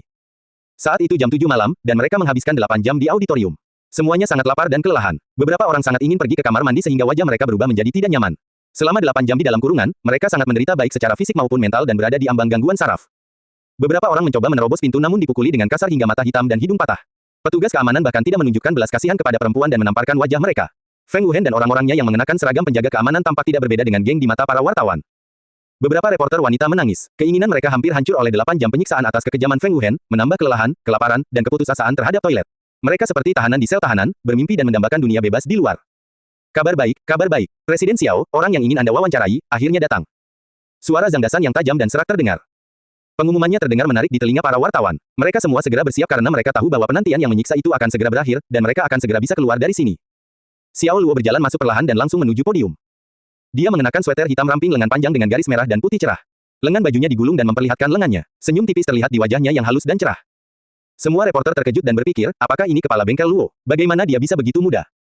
Pantas saja mereka terpana oleh Xiao Luo. Presiden perusahaan jenis ini biasanya adalah pria parubaya. Mereka belum pernah melihat CEO semuda ini.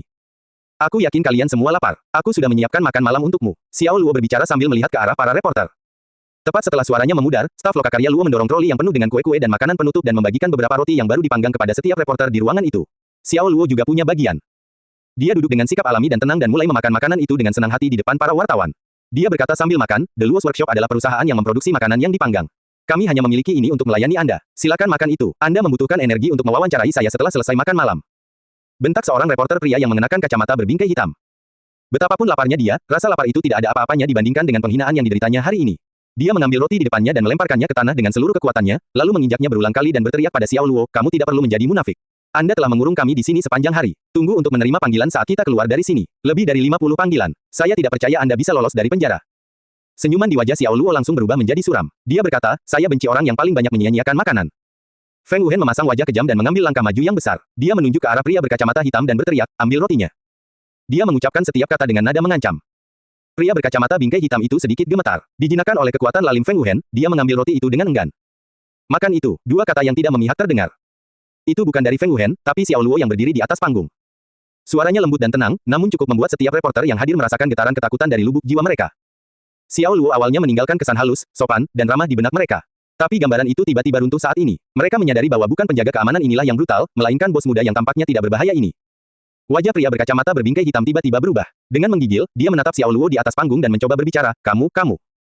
Dia tidak pernah menyangka Xiao Luo yang sopan dan periang akan menjadi orang yang tidak berperasaan dan kejam yang memintanya untuk makan roti kotor yang diinjak dengan berjalan kaki. Dia sengaja mempermalukannya di depan umum. "Kamu apa? Kakak Xiao memintamu memakan rotinya. Apakah kamu tidak mendengarnya?" Feng Wuhen berkata dengan nada berbisa. Dengan ciri-cirinya yang garang, dia memberikan tampilan yang garang. Ketakutan terhadap Feng Wuhen mengalahkan segalanya. Pria berkacamata berbingkai hitam tidak berani menentangnya dan menggigit roti kotor di tangannya. Dia menangis. Seorang pria dewasa disiksa hingga menangis saat ini. Xiao Luo tersenyum lagi dan menjadi orang yang sangat berbeda dari dirinya yang gelap beberapa saat yang lalu. Yang pertama cerah dan sederhana, yang terakhir ini jahat dan tanpa ampun.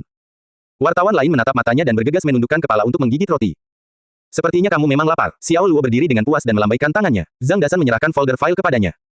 File tersebut mendokumentasikan informasi wartawan secara rinci. Zhang Dasan mengumpulkannya melalui koneksinya berdasarkan nama para reporter. Dia tidak melakukan apapun sepanjang hari kecuali mencoba memilah-milah data di sini. Ding Xiaozhen. Xiao Luo mengumumkan sebuah nama, lalu melanjutkan berkata, siapa Ding Xiaozhen? Petik 2. Ini aku. Seorang reporter wanita berwajah manis berdiri dengan canggung. Kampung halaman Anda adalah daerah An di Provinsi Hu. Orang tuamu masih hidup dan kamu memiliki adik laki-laki yang masih bersekolah. Apakah aku melakukannya dengan benar? Xiao Luo bertanya padanya sambil tersenyum. Mata reporter wanita itu membelalak. Dia mengangguk berdasarkan insting. Xiao Luo mengabaikannya dan terus membacakan nama reporter berikutnya. Lu Dehua, rumahmu berada di kota Tian di Provinsi He. Anda memiliki seorang putra berusia 6 tahun. Luo Jinyuan, kamu berasal dari daerah Tang di Jiangcheng. Gong Lili, kamu berasal dari daerah Hehua di Provinsi Shan. Semua reporter yang disebutkan namanya, beserta alamat rumah dan anggota keluarganya, menjadi pucat dalam sekejap. Meskipun nada suara Xiao Luo tidak mengancam, mereka merasakan bahaya dan kengerian yang tak terlukiskan. Xiao Luo membacakan dengan lantang latar belakang lebih dari selusin reporter, lalu menutup folder itu dengan keras. Matanya yang seperti elang menyapu ruangan dengan dingin dan berkata, sekarang, kamu bisa mewawancaraiku. Dia menoleh untuk menghadap Zhang Dasan dan berkata, kembalikan peralatan mereka kepada mereka. Oke, mengikuti perintah tersebut, Zhang Dasan berlari keluar dengan patuh.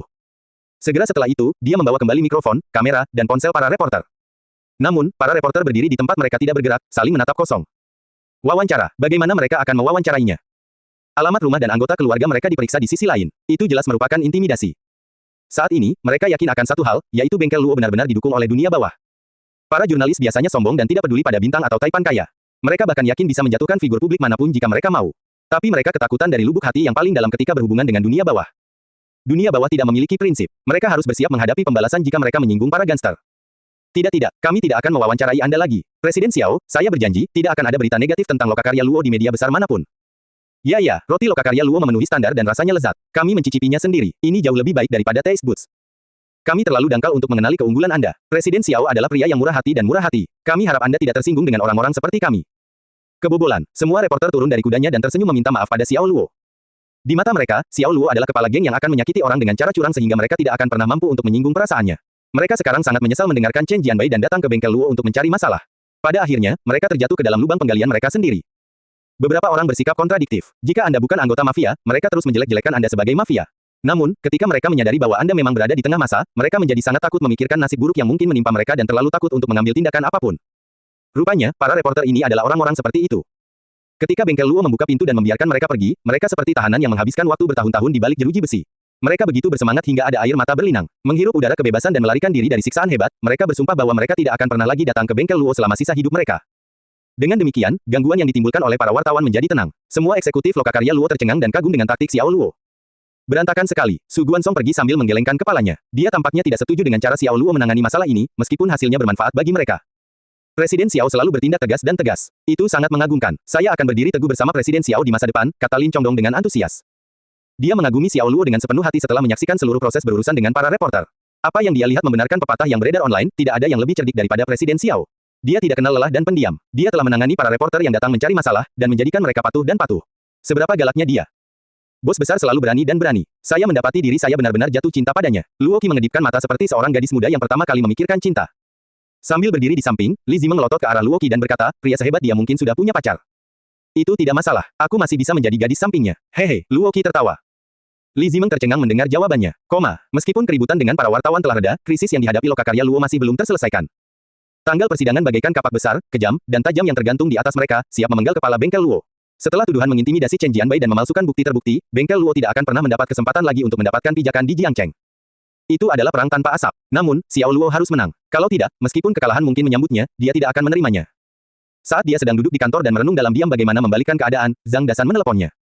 Lao Xiao, tebakanmu ternyata benar. Zhang Donghai memang samar. Siapa yang mengira dia ingin memasang oven di pabrik? Keparat. Syukurlah, aku memperhatikannya. Kalau tidak, dia mungkin bisa mendapatkan apa yang diinginkannya. Suara tidak puas Zhang Dasan terdengar dari sisi lain telepon.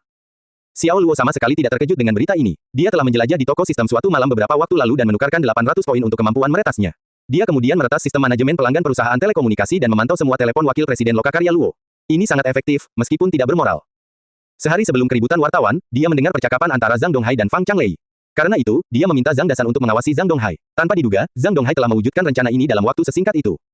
Di mana dia sekarang? Xiao Luo bertanya. Dia ada di gudang pabrik. Saudara Feng dan beberapa orang lainnya sedang memberinya pelajaran sekarang, kata Zhang Dasan. Aku akan ke sana sebentar lagi. Xiao Luo menutup telepon, mengenakan jaket yang tergantung di kursi berlengan, dan bergegas ke pabrik. Gudang pabrik. Gudang itu remang-remang dan menimbulkan kesan seram. Tampak montok dalam setelan jasnya, Zhang Donghai terbaring di tanah dalam kondisi yang sangat memalukan. Hidung dan mulutnya berdarah, dan pakaiannya berlumuran debu. Dia dipukuli oleh Feng Wuhen dan 4 orang lainnya.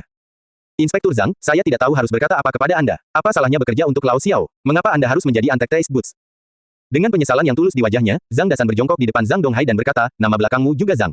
Kami bahkan mungkin berasal dari keluarga yang sama di masa lalu. Hatiku benar-benar sakit melihatmu dipukuli sedemikian rupa. Aduh, cepat atau lambat, segalanya tidak akan berakhir baik bagi preman sewaanmu.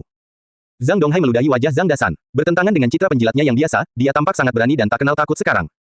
Zhang Dasan menyeka ludah dari wajahnya. Kelopak matanya bergerak-gerak saat ekspresinya berubah menjadi ganas. Dia berkata, Zhang Donghai, kamu menerima gaji dari lokakarya Luo namun bekerja untuk Taste Boots secara rahasia. Apakah kamu pikir kamulah orang yang bijaksana di sini? Apakah kamu tidak tahu itu spionase perusahaan? Hukum akan membuatmu bertanggung jawab. Menurutmu aku akan dimintai pertanggungjawaban? Haha, haha. Mendengar pernyataan ini, Zhang Donghai tertawa mengejek, seolah dia baru saja mendengarkan lelucon lucu. Kemudian, wajahnya tenggelam, dan dia berkata dengan nada mengancam kepada Zhang Dasan, kamu menyerang saya secara ilegal sekarang. Beraninya kamu berbicara tentang hukum. Itu sangat lucu. Zhang Dasan terdiam sesaat. Dia hanya bisa mengacungkan ibu jarinya dan berkata dengan kagum, baik. Kamu terlalu baik. Aku tidak bisa memenangkan perdebatan denganmu. Saudara Zhang, minggirlah. Saya tidak percaya kita tidak bisa memberinya pelajaran. Feng Wuhen sangat marah. Dia maju dan menendang perut Zhang Donghai. Itu merupakan pukulan yang kuat. Tiba-tiba Zhang Donghai merasa perutnya mual. Dalam kesakitan yang luar biasa, dia mengeluarkan jeritan yang memekakkan darah. Biarkan saja, itu cukup untuk membuatnya takut. Jangan sampai terjadi pendarahan internal dan menambah masalah pada diri kita sendiri. Meskipun Zhang Dasan memiliki sifat brutal, dia merasa sedikit kasihan pada Zhang Donghai, tetapi hanya karena dia masih terlihat seperti pria yang memiliki tulang punggung bahkan setelah menerima pukulan. Feng Wuhen menarik kembali kakinya, berbalik dan mundur. Segera setelah itu, Xiao Luo yang mengenakan jaket hitam dengan kemeja putih tiba di gudang. Dia berdiri dengan tangan di belakang punggung dan menatap Zhang Donghai, yang tergeletak di tanah. Beri dia bangku. Ya, Feng Wuhen melambaikan tangannya. Xiao Luo mengambil bangku dari sudut gudang dan membantu Zhang Donghai berdiri dan duduk di atasnya. Melihat Xiao Luo, Zhang Donghai terkekeh dan berkata, Presiden Xiao, Anda akhirnya sampai di sini. Para antekmu hampir memukuliku sampai mati. Tidak ada sedikit pun rasa gugup atau takut di matanya, apalagi rasa bersalah. Dia seperti orang yang rela berkorban yang dijebloskan ke penjara pada zaman dahulu yang membuat para penyiksanya kehilangan rasa kepuasan yang sangat mereka nanti-nantikan. Xiao Luo tersenyum tipis dan berkata, kamu salah. Mereka semua saudaraku. Satu kalimat lugas ini menghapus semua perasaan tidak menyenangkan dan dendam yang masih tersisa di hati Zhang Dasan dan Feng Wuhen. Apakah itu benar? Sepertinya kalian adalah gerombolannya, jawab Zhang Donghai, dengan tenang dan tidak tergesa-gesa. Salah lagi, tidak ada yang namanya hitam putih mutlak di dunia ini. Hanya kepentingan mutlak. Karena kamu telah melanggar kepentingan orang lain, kamu harus siap menanggung akibatnya, kata Xiao Luo.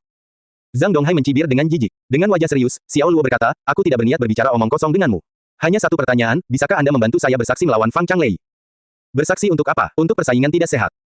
Apakah menurut Anda itu mungkin? Haha, Zhang Donghai tertawa terbahak-bahak. Wajahnya dipenuhi cibiran. Apakah kamu menolak? Tentu saja, saya berhutang budi kepada Presiden Fang. Tidak mungkin aku mengkhianatinya. Dengan senyuman lembut, Xiao Luo berbicara dengan nada tenang dan elegan, kamu akan menerima tawaranku. Kemudian, dia mengeluarkan selembar kertas dari sakunya dan memberikannya kepada Feng Wuhen, sambil berkata, pergi ke tempat ini. Jemput istri dan anaknya dan bawa mereka kembali ke perusahaan. Mendengar perintah Xiao Luo, sedikit kepanikan muncul di mata Zhang Donghai. Tubuhnya gemetar tanpa sadar, dan dia bertanya dengan suara tidak stabil, apa yang ingin kamu lakukan? Xiao Luo memandangnya dengan tenang dan berkata, aku baru saja memberitahumu. Tidak ada warna hitam dan putih yang mutlak di dunia ini. Hitam dan putih hanyalah keadaan pikiran. Aku mempertaruhkan seluruh masa depanku pada bengkel Luo, jadi siapapun yang menghalangi perkembangannya adalah musuhku. Saya tidak akan pernah berhati lembut atau berbelas kasihan terhadap musuh saya. Sayangnya, kamu, Zhang Donghai, adalah musuhku saat ini. Sambutan tersebut disampaikannya dengan suara lembut dan lembut. Namun Zhang Donghai, Zhang Dasan, dan lainnya semuanya merasakan teror murni yang membuat bulu kuduk merinding. Mata Zhang Donghai membelalak. Dia ketakutan hingga berkeringat dingin dan berkata, kamu iblis. Suaranya serak. Dia tahu bahwa Xiao Luo mengancamnya menggunakan keluarganya. Dengan matanya yang dingin dan beku, Xiao Luo tersenyum dan bertanya lagi, maukah kamu setuju membantuku bersaksi melawan Fang Changlei? Zhang Donghai memaksakan senyum pahit dan menjawab, saya tidak bisa. Jika saya bersaksi melawan Fang Changlei, geng naga tidak akan pernah melepaskan saya. Apalagi keluargaku. Ini adalah hal yang paling dia takuti. Karena dia tertangkap basah oleh Zhang Dasan, tidak ada yang perlu dijelaskan. Tetapi jika dia bersaksi melawan Fang Changlei, dia dan keluarganya pasti akan mendapat pembalasan. Kamu tidak perlu khawatir tentang itu. Keluargamu akan terlindungi dengan baik, kata Xiao Luo. Kemudian, dia menambahkan dengan lembut, setelah semuanya selesai, saya akan memberi Anda 2 juta dolar dan membiarkan Anda dan keluarga Anda mengungsi ke tempat yang jauh. Sekuat apapun geng naga, mereka hanya dapat beroperasi di dalam Jiangcheng. Anda tidak perlu takut pada mereka begitu Anda meninggalkan area tersebut. Kamu bisa menjanjikan itu. Zhang Donghai merasa bahwa dia telah diberikan sedotan untuk dipegang dalam situasi yang menyedihkan ini. Saya berjanji, kata Xiao Luo. Zhang Donghai tercengang sesaat. Kemudian, pancaran cahaya yang terlihat di wajahnya beberapa detik yang lalu meredup lagi. Dia berkata, saya tidak percaya kamu memiliki kekuatan seperti itu. Geng naga adalah kekuatan bawah tanah terkuat di Jiangcheng. Bagaimana kamu bisa melawan mereka?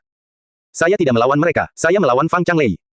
Itu sama saja, jawab Zhang Donghai, merasa putus asa dan tertekan. Xiao Luo menatapnya beberapa saat dan berkata, hidup adalah permainan untung-untungan. Kamu harus bertaruh kali ini. Saya tidak punya pilihan lain. Zhang Donghai tersenyum dengan kesedihan yang mendalam. Xiao Luo mengangguk dengan serius dan menjawab dengan nada yang tak terbantahkan, kamu tidak punya pilihan lain. Zhang Donghai menundukkan kepalanya seperti ayam jago yang kalah dalam sabung ayam, lalu mengangkatnya sekali lagi dan bertanya lagi, Presiden Xiao, apakah Anda bagian dari gerombolan atau bukan? Xiao Luo telah menangani kekacauan para reporter dan mengancam keluarganya. Perilaku ini membuat Zhang Donghai percaya bahwa Xiao Luo adalah sosok dunia bawah. Apakah sesuatu itu hitam atau putih tergantung pada lawan yang kuhadapi, jawab Xiao Luo dengan suara pelan. Saya mengerti, Zhang Donghai menyerah untuk melawan dan memilih untuk naik perahu Xiao Luo. Kembali ke kediaman, Xiao Luo dan Zhang Dasan berdiri di balkon penthouse. Menghadapi angin, mereka mengabaikan pemandangan malam hari di daerah terpencil Jiangcheng. Sebuah kereta bergemuruh dan berhenti di stasiun. Di kegelapan malam, kereta panjang itu tampak seperti ular piton raksasa yang bersinar terang saat merayap di sepanjang rel. Zhang Dasan menyalakan sebatang rokok dan berkata, Anda benar-benar membantu saya mendapatkan pemahaman mendalam tentang tahap pertama menjadi seorang pengusaha. Xiao Luo, yang egois, tertawa kecil tetapi tidak menanggapi. Dia tahu bahwa Zhang Dasan mengatakan bahwa dia mungkin bertindak terlalu jauh dengan mengancam orang-orang dengan memanfaatkan keluarga mereka. Taktik ini sama tidak bermoralnya dengan yang dilakukan massa, tapi dia tidak punya pilihan. Dia ingin sukses. Penting untuk menggunakan beberapa metode yang tidak lazim ketika keberadaannya dipertaruhkan. Zhang Dasan melihat ekspresi acuh tak acuh Xiao Luo dan mengubah topik pembicaraan. Dia berkata, ngomong-ngomong, sidang pengadilan akan dibuka 2 hari lagi. Sudahkah Anda berdiskusi dengan Ge Zongtian dan memintanya menjadi penasihat lokakarya Luo? Itu tidak perlu. Xiao Luo menggelengkan kepalanya, berkata, kamu akan membela kasus kami di pengadilan.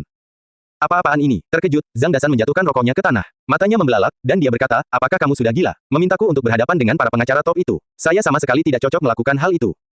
Apa yang membuatmu panik? Bajingan, bagaimana aku tidak panik? Aku mungkin punya cara untuk menghindari para wanita, tapi membela lokakarya Luo di pengadilan seperti pengacara sungguhan. Saya tidak punya materi pengacara seperti itu. Jangan khawatir, akulah yang akan melakukan pekerjaan sebenarnya, jawab Xiao Luo sambil tersenyum. Kata-kata Xiao Luo membingungkan Zhang Dasan. Apa maksudmu, saudaraku? Bisakah kamu menjelaskannya kepadaku? Zhang Dasan tidak bisa menahan diri untuk tidak memutar matanya. Apakah kamu pernah menonton acara animasi, Detektif Conan? Saya menonton beberapa episode ketika saya bosan. Saya tidak tertarik dengan hal itu. Ceritanya selalu sama, Mori Kogoro dibius hingga pingsan. Kemudian, Conan menyelesaikan kejahatan tersebut atas nama Mori. Beberapa kali, saat gadis itu mulai curiga, aku berharap tipuan Conan ketahuan, tapi tidak terjadi apa-apa. Kemudian struktur plot yang sama dimulai ulang. Menontonnya membuatku kesal. Lebih mudah menjelaskannya karena kamu sudah menontonnya, kata Xiao Luo dengan ekspresi serius. Saat sidang kami dibuka, Anda akan memerankan karakter Mori Kogoro, dan aku akan menjadi Conan. Wajah Zhang Dasan dipenuhi ketakutan setelah mendengar ini. Dia bertanya, saudaraku, apa yang sebenarnya ingin kamu lakukan? Maksudku, kamu akan memakai earpiece pada hari persidangan. Aku akan memberitahumu apapun yang perlu kamu katakan dari jarak jauh sehingga kamu dapat mempertahankan bengkel Luo atas namaku, jawab Xiao Luo. Zhang Dasan menatap Xiao Luo seperti orang asing dan berkata, apakah kamu mencari masalah? Apakah Anda akan menjadi pengacara? Sudahkah Anda belajar bagaimana membela diri di pengadilan? Belum, tapi saya yakin saya bisa melakukannya. Xiao Luo menatap ke kejauhan, berkata, baiklah, kita masih perlu mengumpulkan beberapa file dan bukti penting. Anda harus melakukannya bersama-sama dengan saya sehingga Anda tidak akan kalah di pengadilan. Apakah kamu serius? Apakah aku terlihat seperti sedang bercanda denganmu? Lalu kenapa kamu sendiri tidak bisa hadir di pengadilan? Saya telah melakukan hal-hal yang legal dan ilegal. Penampilan publik seperti ini tidak cocok untukku. Kamu berbeda. Anda memiliki catatan yang bersih. Xiao Luo menatapnya dengan senyuman penuh arti. Kemudian, dia berbalik dan masuk ke dalam kamar. 2 hari berlalu dengan cepat. Kemudian, di pengadilan rakyat Jiangcheng, kembali diadakan sidang kasus pencemaran nama baik bengkel Luo vs. Chen Jianbai. Uji coba ini terbuka dan dapat diakses oleh masyarakat umum. Galeri publik dipenuhi, tidak hanya oleh para eksekutif Fang Changlei dan Taste Boots, tetapi juga Su Guansong, Lin Chongdong, Luo Qi, dan karyawan lain dari lokakarya Luo. Itu dikemas sesuai kapasitas. Wakil Presiden Su, mengapa Presiden Xiao Anda belum datang hari ini? Apakah dia sudah merasa takut? Haha, Fang Changlei mengejek. Meskipun dia tidak tahu bagaimana Xiao Luo membuat reporter yang mengganggu itu pergi terakhir kali, dia yakin dan bertekad untuk menang kali ini di pengadilan. Dari apa yang bisa dilihatnya, bengkel Luo sedang mencari Wall tetapi pulang tanpa dicukur. Ekspresi Su Guansong menjadi rumit. Dia menahan diri untuk tidak berbicara. Meskipun demikian, dia juga penasaran mengapa Xiao Luo bersembunyi. Mengapa dia membiarkan Zhang Dasan memainkan peran sebagai pembela dalam sidang pengadilan yang penting bagi kehidupan dan kematian lokakarya Luo. Menurutnya, bahkan pengacara sembarangan di jalan akan lebih baik daripada Zhang Dasan. Bagaimana mereka bisa memenangkan kasus ini? Zhang Yong, kepala Departemen Hukum Lokakarya Luo, juga berada di galeri. Meskipun dia juga bingung dengan rencana Xiao Luo, dia merasa cukup lega. Ini bukan lagi pekerjaannya, tidak peduli hasil persidangannya. Apakah lokakarya Luo mengancam dan memaksa reporter, Chen Jianbai, membuat bukti palsu untuk memulihkan reputasi mereka? Atau, apakah Chen Jianbai dengan sengaja memutarbalikkan fakta dan mempublikasikan berita palsu untuk mencemarkan nama baik lokakarya Luo? Stasiun TV Jiangcheng kini menayangkan siaran langsung persidangan publik untuk menyelesaikan masalah ini untuk selamanya. Stasiun TV Jiangcheng menyiarkan seluruh persidangan publik, dan itu bukan satu-satunya. Berbagai outlet berita media besar lainnya juga meluncurkan halaman pembaruan langsung untuk acara tersebut. Keburukan dari insiden ini tidak hanya menyebar ke seluruh Jiangcheng, tetapi ke seluruh negara Hua seperti badai. Orang-orang yang belum pernah mendengar tentang bengkel Luo sebelumnya kini sangat menyadari keberadaan perusahaan tersebut. Diskusi di internet sangat memanas. Tak perlu dikatakan lagi, pastilah reporter itu, Chen, yang mengarang berita palsu untuk mendiskreditkan bengkel Luo demi mendapatkan perhatian. Saya mendukung lokakarya Luo. Itu omong kosong. Saya pikir bengkel Luo telah melakukan hal buruk dan sekarang mereka mencoba mengambil keuntungan darinya. Ini seperti ketika selebriti wanita yang penuh skandal tertangkap basah oleh paparazi yang sedang tidur nyenyak, lalu berpura-pura tidak terjadi apa-apa, dan menggunakan tuntutan hukum untuk melindungi reputasi mereka. Benar-benar menjijikkan. Tidak apa-apa untuk mempunyai pendapat dalam diskusi publik, tapi bisakah kalian para pejuang keyboard berhenti berdebat, bersantai, dan menonton siaran langsung? Ada dukungan vokal dari semua pihak, serta banyak pihak netral. Jumlah thread di kolom komentar Kiki News sudah mencapai puluhan ribu. Acara ini dengan cepat berkembang menjadi topik terpanas hari ini. Universitas Huaye, Huang Ruoran berada di kamar asramanya, menatap dengan heran ke salah satu laptop teman sekamarnya. Teman sekamarnya sangat tertarik dengan kejadian terkini. Uji coba publik lokakarya Luo melawan Chen Jianbai disiarkan langsung di layar 16 inci. Huang Ruoran memiliki rambut yang indah, alis yang panjang dan ramping, serta hidung yang indah. Pipinya yang seperti batu giok memerah sedikit merah jambu. Dia tidak pernah menyangka akan melihat teman Xiao Luo, Zhang Dasan, dalam siaran langsung persidangan publik. Sejak Xiao Luo meninggalkan Huaye tanpa memberitahu siapapun, termasuk dirinya sendiri, Chu Yue, dan rekan-rekan mereka di jurusan bahasa Inggris, mereka dengan penuh semangat terus memantau keberadaannya. Kemunculan Zhang Dasan di layar video selama siaran langsung tidak diragukan lagi merupakan kunci untuk menemukan Xiao Luo.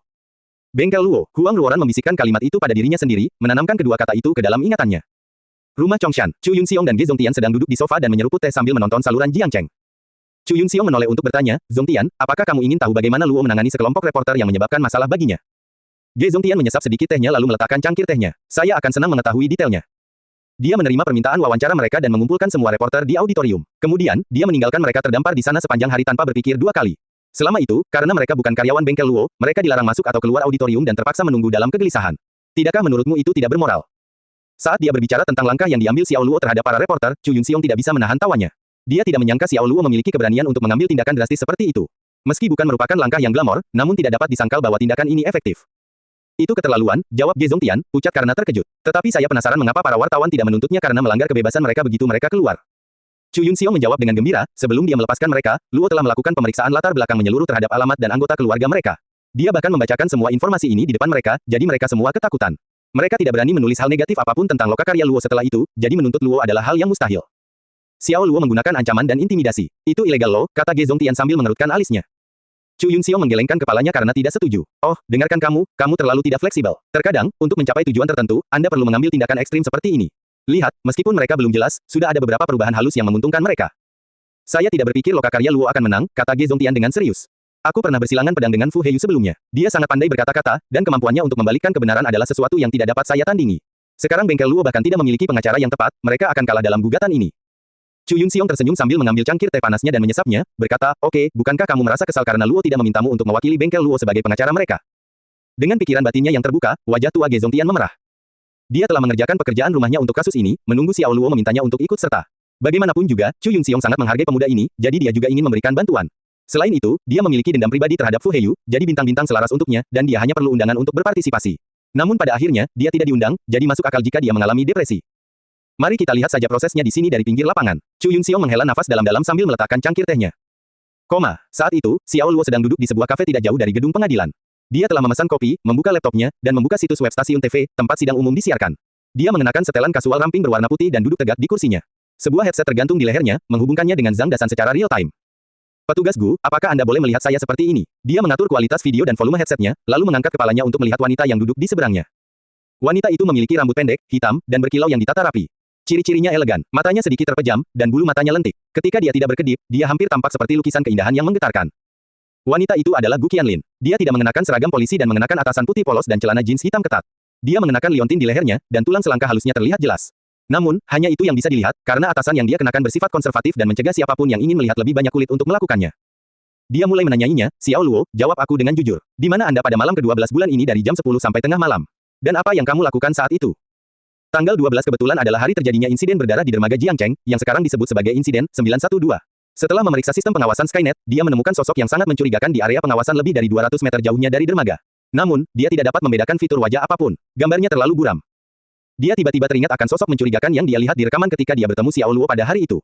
Entah karena tinggi atau bentuk tubuhnya, ada sesuatu di dalamnya yang sepertinya sangat cocok dengan Xiao Luo. Terlebih lagi, Xiao Luo dipersenjatai dengan kemampuan yang kuat, jadi dia sangat curiga bahwa sosok dalam rekaman itu adalah Xiao Luo sendiri. Dengan kata lain, mesin pembunuh yang tenang dan penuh perhitungan dari malam itu bisa saja berada tepat di depan matanya. Yang ke-12 sudah lama sekali. Saya perlu memikirkannya. Xiao Luo menutup matanya dan berpikir sejenak, lalu menjawab dengan sungguh-sungguh dan pasti, aku sedang tidur di rumah. Siapa yang bisa memverifikasi alibimu? Aku lajang, dan meskipun aku punya teman yang tinggal bersamaku, menurutku pada hari itu dia keluar sepanjang malam sambil minum-minum di bar, jadi menurutku tidak ada yang bisa membuktikan aku ada di sana, kata Xiao Luo, menggelengkan kepalanya. Gu Qianlin merasa sedikit jengkel. Dia tidak mempercayai apa yang dikatakan Xiao Luo, tetapi dia tidak dapat mendeteksi petunjuk apapun dari ekspresi mikronya yang menunjukkan bahwa dia berbohong. Dia tidak dapat memastikan apakah sosok pada hari itu memang Xiao Luo. Masih ada yang harus kulakukan, jadi kamu bisa melakukan sesukamu, petugas Gu. Xiao Luo tersenyum kecil saat mengatakan ini. Lalu, dia memakai headsetnya. Uji coba publik telah resmi dimulai. Di dalam ruang sidang megah yang dipenuhi suasana bermartabat, semua orang yang hadir sangat khusyuk. Hakim ketua dan dua hakim lainnya duduk tegak, diikuti oleh panitera dan asisten hakim, dan terakhir jurusita yang dingin dan serius. Penggugat dan tergugat ditempatkan di kedua sisi ruangan, posisi mereka memperjelas kepada semua orang di ruangan bahwa mereka berlawanan. Dengar pendapat ini akan memainkan peran penting dalam menentukan ke arah mana skala keadilan akan mengarah. Zhang Dasan, Li Zimeng dan asisten wanita lainnya duduk di meja penggugat. Ini adalah pertama kalinya dia berada di ruang sidang, dan sekarang dia berperan sebagai penasihat hukum, jadi tidak mungkin dia tidak gugup. Namun, dia bisa mendengar suara Xiao Luo di telinganya yang membantu menenangkan emosinya, dan dia menarik napas dalam-dalam, berusaha menenangkan dirinya. Fu Heiyu adalah seorang pengacara dengan kulit putih bersih, dan dia mengenakan setelan tipis lurus untuk menutupi sosoknya yang tinggi dan ramping. Jarak antara kedua matanya lebih lebar daripada jarak antara orang kebanyakan, yang membuatnya terlihat tidak jujur dan licin. Dia duduk dengan percaya diri di meja terdakwa, matanya menatap lurus ke depan, dan memancarkan rasa percaya diri yang alami. Chen Jianbai duduk di sebelahnya, sama sekali tidak terlihat seperti seseorang yang sedang dituntut. Dia memiliki sikap kurang ajar dan masih dengan santai menyenandungkan sebuah lagu. Ketika Zhang Dasan melihat ke arahnya, dia menyeret jarinya ke tenggorokannya dengan gerakan yang provokatif. Brengsek, hal nomor satu yang tidak bisa ditoleransi oleh Zhang Dasan adalah ejekan seperti ini, dan jika bukan karena Xiao Luo menyuruhnya berhenti, dia akan berdiri untuk melawan Chen Jianbai. Meskipun begitu, hikmahnya adalah provokasi Chen Jianbai telah menghapus semua kegugupan yang dia rasakan. Di dalam kafe, Gu Qianlin mengamati Xiao Luo dengan heran saat dia bertanya, apa yang sedang kamu lakukan? Dia menyadari bahwa Xiao Luo sepertinya sedang berbicara dengan seseorang di ruang sidang melalui panggilan jarak jauh. Xiao Luo melepas headsetnya, mengangkat kepalanya untuk melihatnya, dan membantah, petugas Gu, apakah saya melanggar hukum sekarang? Tidak, karena aku tidak, tolong berhenti menggangguku, oke, terima kasih, Xiao Luo menjawab tanpa ekspresi. Anda, sebagai anggota elit kepolisian, Gu Qianlin memiliki harga diri, dan dia merasa sangat marah atas sikap Xiao Luo yang menyendiri terhadapnya. Namun, dia berhasil menekan emosinya pada akhirnya dan mengusirnya, menunjukkan bahwa dia tidak perlu memperhatikannya, tetapi dia juga tidak berniat pergi. Memesan secangkir kopi, dia mengeluarkan ponselnya dan menghubungkan ke Wi-Fi cafe, lalu memasuki halaman dengan siaran langsung uji coba publik. Dia ingin melihat apa yang sedang dilakukan Xiao Luo. Pengadilan ini sekarang akan mulai mendengarkan kasus bengkel Luo yang menuntut Chen Jianbai karena menerbitkan berita palsu untuk menodai reputasi perusahaan. Jika penggugat dan tergugat mempunyai pernyataan tambahan, Anda dapat melakukannya sekarang. Suara seremonial hakim ketua menggelegar di ruang sidang yang luas saat tirai sidang dibuka. Fu Heiyu adalah orang pertama yang berdiri dan berbicara. Hakim ketua, para hakim, pada sidang pertama, pendirian kami adalah bahwa penggugat telah mengancam klien saya dan membuat rekaman palsu dalam upaya untuk menipu masyarakat umum dan mendapatkan kembali reputasi perusahaan. Ini adalah sebuah penipuan, pencemaran nama baik, dan ini menunjukkan pengabaian yang terang-terangan terhadap hukum di negara Hua. Dia mengatakannya seolah-olah dia berdiri teguh untuk tujuan yang adil. Zhang Dasan menerima sinyal dari Xiao Luo, dan membantah dengan keras, kamu tidak dapat memutarbalikkan kebenaran dengan tuduhanmu yang tidak berdasar. Jika Anda mengklaim bahwa kami mendapatkan rekaman tersebut melalui intimidasi terhadap terdakwa, izinkan saya menanyakan hal ini kepada Anda. Bukti apa yang Anda miliki bahwa kami mengancamnya, atau itu semua berdasarkan asumsi Anda sendiri?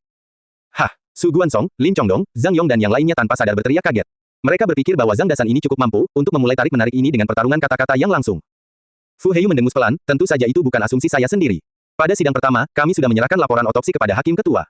Hal ini membuktikan bahwa pada tanggal 20 Maret penyebab kematian lelaki tua yang meninggal di toko bengkel Luo tersebut adalah karena konsumsi bahan pengawet dalam jumlah berlebihan yang berujung pada kematian mendadak akibat oklusi kardiovaskular dan cerebrovaskular. Ini adalah fakta yang tidak terbantahkan.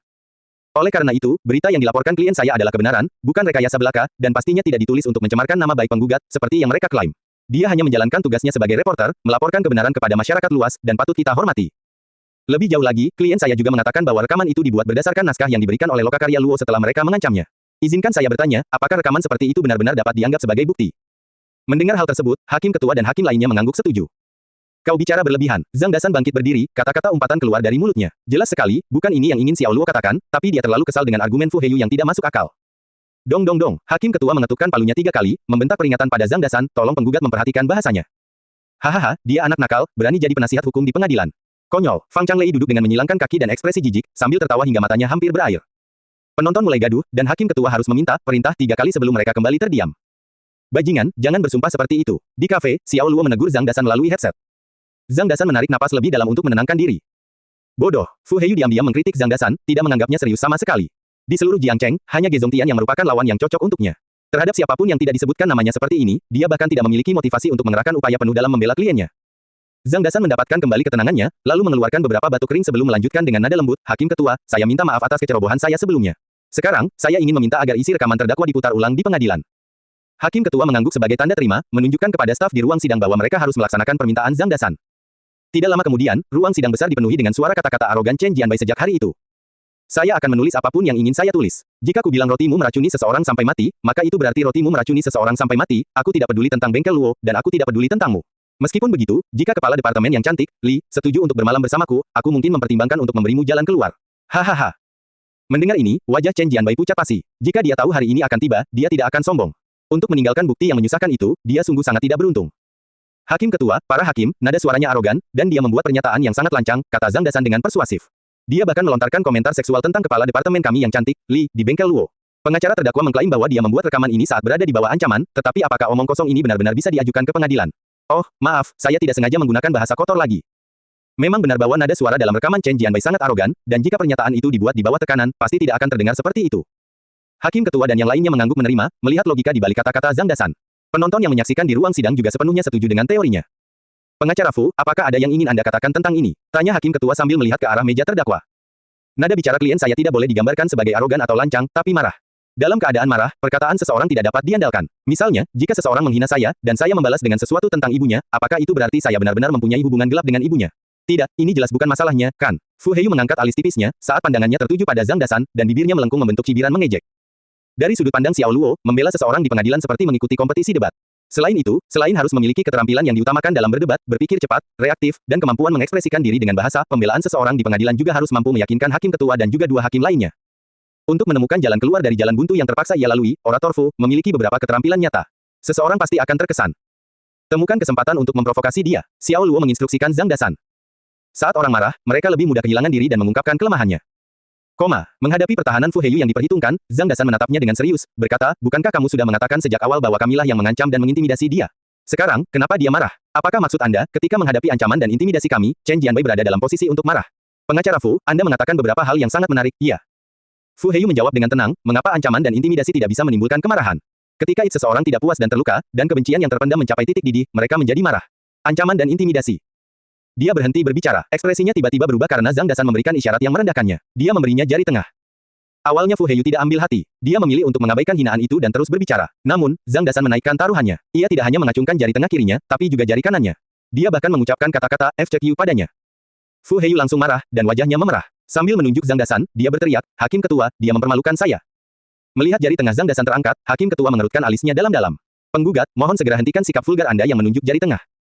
Terjadi keributan dari penonton yang dikejutkan dengan kelakuan Zhang Dasan. Ini adalah pertama kalinya salah satu dari mereka melihat jari tengah diberikan di ruang sidang. Apakah orang ini mencoba membalik naskahnya? Zhang Yong tersentak.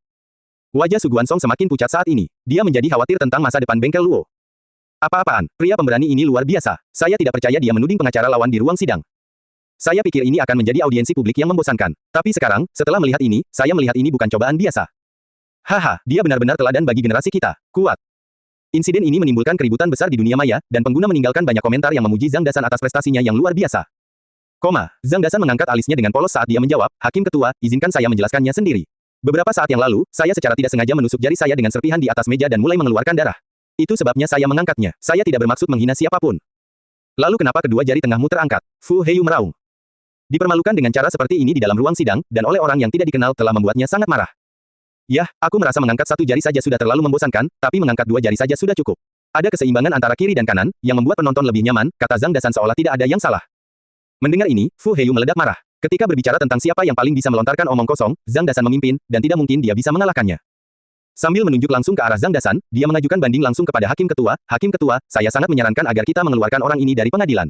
Seseorang seperti dia yang secara terang-terangan menantang martabat ruang sidang tidak berhak berada di sini dan berbicara atas nama siapapun. Saya keberatan. Zhang Dasan mengangkat tangannya sebagai tanda keberatan. Hakim Ketua, pengacara Fu berprasangka buruk. Dia mendiskriminasi saya karena saya tidak punya izin resmi, tapi semua orang setara di depan hukum. Jika dia bisa membela terdakwa, mengapa saya tidak berhak mewakili perusahaan saya dalam kasus ini? Tidak bisakah kamu bersikap masuk akal di sini? Berkelanjutan, pengacara Fu, jangan terlalu gelisah. Penggugat telah menjelaskan dengan tegas bahwa dia tidak bermaksud untuk tidak menghormati Anda dan hanya melukai jarinya, jadi saya tidak akan mendengarnya lagi. Penggugat, jangan mengacungkan jari tengah Anda lagi, atau saya akan menganggap Anda menghina pengadilan. Hakim Ketua melanjutkan dengan suara yang adil dan tegas, bisakah kedua pria itu segera kembali ke kasus yang sedang ditangani? Fu Heiyu mendidih karena marah. Jalan pikirannya telah tergelincir, jadi dia perlu waktu sejenak untuk menenangkan diri. Di sisi lain, Zhang Dasan tidak perlu mengendalikan emosinya. Dia hanya perlu menyampaikan apapun yang dikatakan Xiao Luo kepadanya, jadi dia berdiri dan mengumumkan, Hakim Ketua, di sini saya membawa 10 artikel berita yang diterbitkan sebelumnya oleh Chen Jianbai. Silakan lihat. Li Zimeng menyerahkan dokumen-dokumen yang terorganisir dengan baik kepada asisten hakim, yang kemudian menyerahkannya kepada Hakim Ketua. Pada tanggal 4 Januari Chen Jianbai menerbitkan laporan berita tentang gempa berkekuatan 6,9 skala Richter di kota Sunyang dengan garis bujur epicentrum 115,52, garis lintang epicentrum 29,51, dan pusat gempa 10 km. Setelah itu, informasi tersebut juga disebarkan di aplikasi berita People's Daily dan aplikasi berita Netis. Namun, informasi ini sebenarnya terdiri dari data yang secara otomatis tercatat dalam backlog sistem jaringan seismologi. Ketika editor berita memeriksa data tersebut, mereka menemukan bahwa itu palsu dan meminta maaf kepada penggunanya. Pada tanggal 7 Februari Chen Jianbai menerbitkan artikel berita berjudul Alumni berbakat Universitas Peking kembali ke kampung halamannya untuk memulai perusahaan pengiriman ekspres. Dia mengklaim bahwa Su, manajer perusahaan pengiriman ekspres Yuantong di distrik Xiples Fang, telah memenangkan tempat di kursus jurnalisme Universitas Peking pada tahun 2000 karena hasil ujiannya yang luar biasa. Setelah menikah, dia melepaskan kehidupan profesionalnya di Jingcheng, memilih kembali ke kampung halamannya untuk memulai bisnisnya sendiri. Sekarang, Su tidak hanya bisa mengemudikan truk sendirian untuk mengantarkan barang, tapi dia juga seorang wanita kuat yang bisa membawa parsel seberat 100 kg. Kenyataannya adalah Su telah memperoleh gelar pendidikan orang dewasa dan tidak diterima di universitas melalui ujian masuk pada tahun 2000. Selama wawancara, dia bahkan menyoroti bahwa dia mengambil mata pelajaran khusus ujian masuk sarjana. Hakim Ketua, saya tidak akan terus membacakan 8 artikel lainnya, namun perlu diketahui bahwa semuanya adalah berita palsu yang diterbitkan oleh terdakwa Chen Jianbai. Seperti yang Anda lihat, dia bukanlah reporter jujur yang mencari kebenaran. Sebaliknya, dia tergila-gila pada perhatian publik, dan tidak akan berhenti demi hal itu, bahkan tidak peduli dengan integritas berita yang ditulisnya. Zhang Dasan berbicara dengan suara yang keras dan bergema, dan serangan baliknya kali ini sangat kuat. Warnanya dengan cepat meninggalkan wajah Chen Jianbai saat dia duduk di meja terdakwa. Di galeri penonton, wajah Fang Changlei berubah dengan cara yang sama. Dia tidak percaya bahwa ikan kecil yang sederhana ini dapat menimbulkan gelombang sebesar itu, berbicara dengan alasan dan menghasilkan bukti dengan cara yang begitu meyakinkan. Hakim Ketua dan hakim lainnya dengan cepat membaca materi yang telah diserahkan Zhang Dasan. Kemudian mereka mulai berunding satu sama lain. Fu Heiyu melihat situasinya semakin memburuk dan bergegas menyela. Hanya karena seseorang telah melakukan kesalahan, bukan berarti semua yang dilakukannya salah, dan fakta ini juga berlaku di sini. Klien saya memang telah menerbitkan beberapa artikel berita palsu, tetapi bisakah Anda menolak semua berita yang pernah ia terbitkan karena dianggap tidak valid berdasarkan beberapa contoh ini?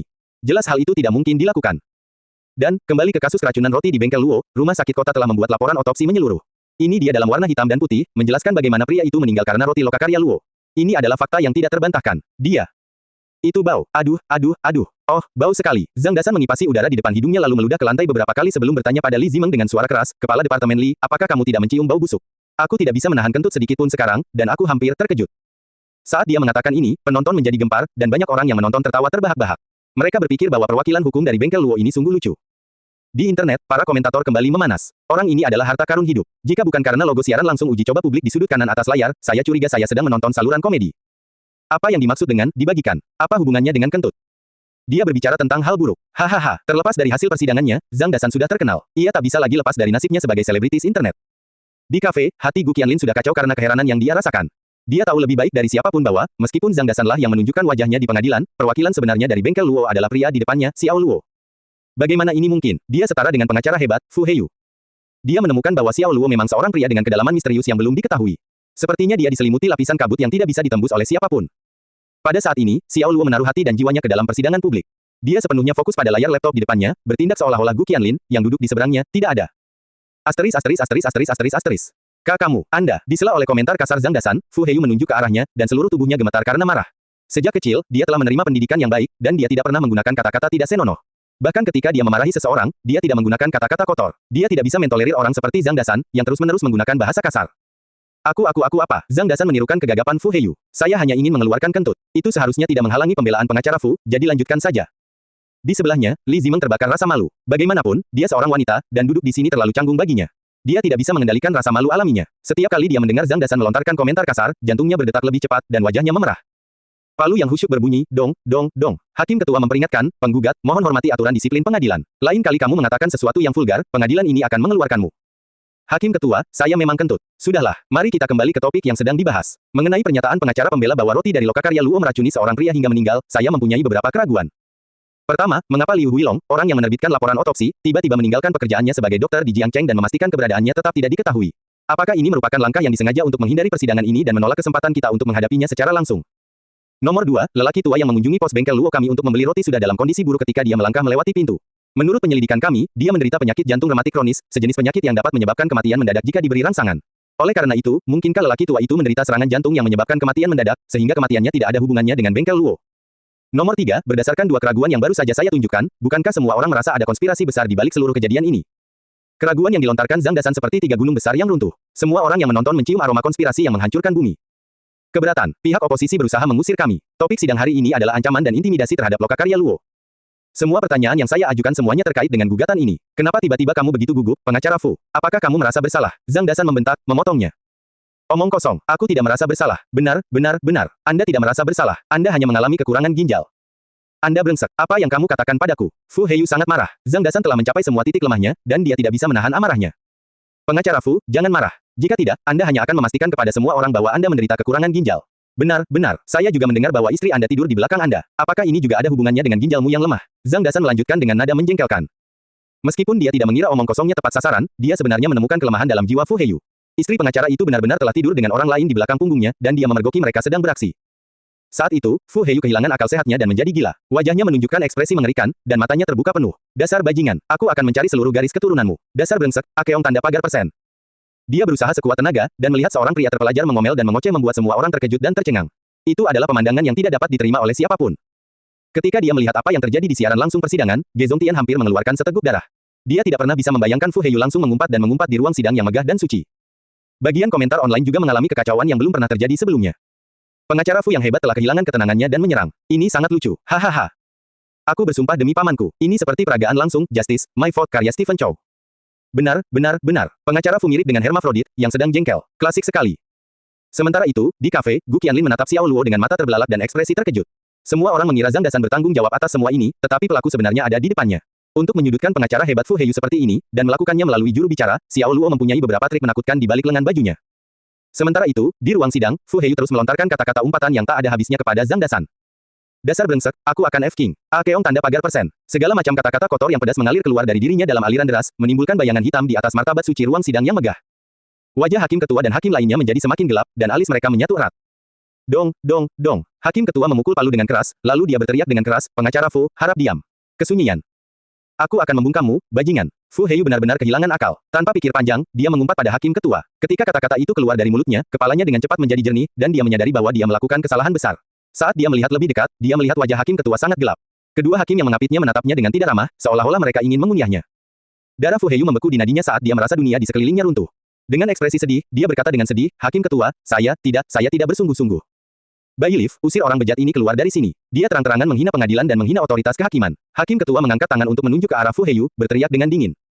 Ya Pak, dua petugas pengadilan yang serius berjalan beriringan menuju Fu Heiyu. Mereka menangkapnya di kiri dan kanan dan menyeretnya keluar ruang sidang dengan ekspresi tanpa ekspresi.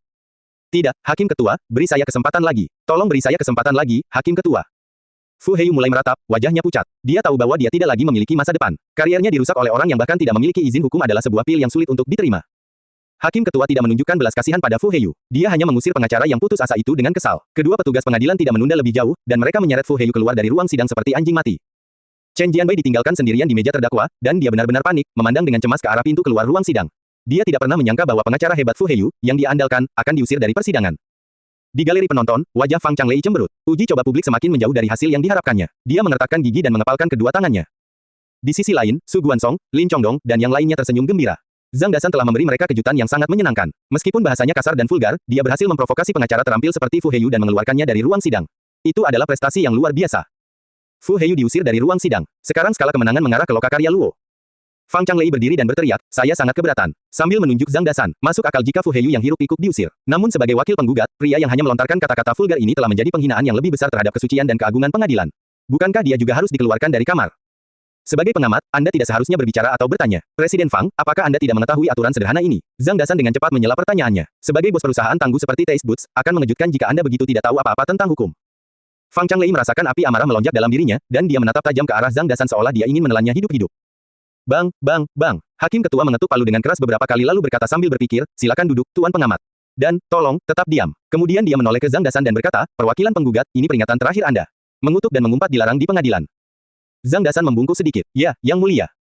Sekarang dia telah mengusir Fu Heiyu, tentu saja dia tidak akan mengutuk lagi. Apakah ada hal lain yang perlu ditambahkan? Tanya hakim ketua. Iya, saya masih punya saksi yang harus dipanggil, jawabnya. Zhang Dasan menoleh ke pintu utama pengadilan dan berteriak, saya memanggil janda dari lelaki tua yang meninggal di bengkel Luo hari itu sebagai saksi. Su Guansong dan yang lainnya tercengang. Mereka berpikir, bagaimana istri lelaki tua itu tiba-tiba muncul. Tidak butuh waktu lama sebelum pintu ruang sidang perlahan terbuka, dan seorang wanita tua kurus berambut putih masuk dengan Feng Wuhen menopang lengannya. Karena Feng Wuhen tidak punya hak untuk memasuki ruang sidang, dia harus berjalan sendirian setelah dia membuka pintu. Wanita tua itu sedang membungkuk. Dia mengenakan blus bermotif bunga dengan banyak tambalan di atasnya. Waktu telah meninggalkan jejaknya di wajah dan tangannya. Meski sudah berumur panjang, ini adalah pertama kalinya dia masuk ke ruang sidang. Para juri duduk jauh di atasnya, dan ada pengamat berpakaian bagus di sekelilingnya. Segala sesuatu di sini terasa asing. Seperti bayi yang baru saja bersentuhan dengan dunia, dia bersikap agak pemalu. Langkahnya tersendat seolah hembusan angin mampu membuatnya terjatuh. Dia adalah seorang wanita tua yang sangat biasa. Zhang Dasan bergegas dan perlahan membimbingnya ke tempat saksi. Siapa nama saksinya? Tanya hakim ketua. Wanita tua itu memasang ekspresi kosong, sampai Zhang Dasan menjelaskan kepadanya, Gram, hakim menanyakan namamu. Yang mulia yang adil dan tidak dapat dirusak, nama saya Gao Qingfeng, jawab wanita tua itu dengan lemah. Suaranya sangat lembut, namun dengan mikrofon, semua orang di ruang sidang dapat mendengarnya. Ketuhanan yang adil dan tidak dapat dirusak. Terjadi keributan kecil di tengah para pengamat. Menyebut hakim ketua sebagai, Yang Mulia, apakah dia masih hidup dalam masyarakat feodal? Hakim ketua bertukar pandang dengan sesama hakim dan kemudian melanjutkan bertanya kepada wanita tua itu, Gao Qingfeng, untuk siapa kamu bersaksi? Wanita tua itu tiba-tiba kehilangan kendali atas emosinya dan berteriak dengan suara tinggi, Yang Mulia yang adil dan tidak dapat dirusak, saya ingin menuntut putra dan menantu perempuan saya yang tidak berbakti. Merekalah yang membunuh mendiang suamiku. Mereka membunuh mendiang suamiku. Matanya yang suram berubah menjadi merah. Dia menggugat putra dan menantunya, apa yang terjadi? Semua orang bingung. Bukankah wanita tua itu ada di sini untuk bersaksi? Mengapa dia tiba-tiba menjadi penggugat lain? Hakim ketua juga tidak mengerti. Zhang Dasan mendengar pesan Xiao Luo, dan buru-buru menjelaskan, Yang Mulia, mohon terus mendengarkan. Keluhan ini berkaitan dengan insiden yang dapat membebaskan bengkel Luo dari tuduhan menjual roti beracun. Dia tersenyum pada wanita tua itu dan berkata, Gram, lanjutkan. Yang Mulia mendengarkan. Wanita tua itu mengangguk, dan wajahnya yang tua penuh kesedihan dan kesakitan. Dia tersedak oleh isak tangisnya saat berkata, putraku yang tidak berbakti, Wang Decai, dan menantu perempuanku, Tian Guiyua, tanpa perasaan mengusir aku dan mendiang suamiku dari rumah. Almarhum suami saya selalu mempunyai jantung yang lemah, dan penyakitnya kambuh setelah putra kami menghinanya hari itu. Tetapi dia berkata kepada saya, wanita tua saya baik-baik saja. Anda mungkin lapar, ada toko roti di dekat sini, biarkan aku pergi dan membelikanmu kue Songhua favoritmu. Aku tidak menyangka dia akan meninggalkanku dan kemudian meninggalkan dunia ini sendirian. Putra dan menantu perempuan sayalah yang membunuhnya. Merekalah yang membunuhnya. Dia menyeka air matanya, dan suaranya yang serak sangat menularkan emosi, memengaruhi semua orang yang hadir dengan tulus. Mereka sangat bisa merasakan kesedihan wanita tua itu. Berapa besar tekad yang diperlukan untuk membawa putra dan menantunya ke pengadilan. Latar belakangnya bahkan lebih menyayat hati. Bahkan hakim ketua dan juri lainnya mengerutkan alis setelah mendengarkan ceritanya. Gao Qingfeng, mengapa putra dan menantumu mengusirmu dan mendiang suamimu dari rumah? Wanita tua itu menghela nafas panjang, sedih sekali. Saat saya sedang memasak, saya tidak sengaja menjatuhkan penanak nasi ke lantai. Menantu perempuan saya memarahi saya dengan keras, dan mendiang suami saya membalas pembelaan saya. Menantu perempuan saya kemudian berteriak keras, mengklaim bahwa mendiang suami saya telah memukulnya. Setelah putra saya kembali dan mendengar keluhan menantu perempuan saya, dia tidak mengatakan apapun. Dia hanya mendorong dan menyeret saya dan mendiang suami keluar dari rumah dan bahkan menyuruh kami mati di luar. Apa? Bagaimana mungkin anak yang tidak berbakti seperti itu bisa ada di dunia? Orang-orang di ruang sidang dipenuhi dengan kemarahan yang wajar. Tanpa perlu bertemu langsung, mereka sudah bisa membayangkan betapa tidak berbaktinya sang anak dan betapa kejamnya istrinya. Komentar netizen online pun semuanya mengecam putra dan menantu wanita tua tersebut. Ada banyak sekali menantu laki-laki dan perempuan sampah di dunia ini. Jika anak saya berperilaku seperti ini di masa depan, saya akan menamparkan wajahnya. Betapa menjijikkannya. Saya mendukung keputusan wanita tua itu untuk menuntut putranya. Kesalehan anak adalah kebajikan yang dijunjung tinggi di atas segalanya. Sampah seperti dia, yang cukup kejam mengusir orang tuanya dan menyuruh mereka mati di luar, pasti menjadi pecundang dalam hidup. Hakim ketua dan hakim lainnya terlihat sedih dan merenung, dan mereka sepertinya memikirkan fenomena putus asa yang terjadi di masyarakat saat ini.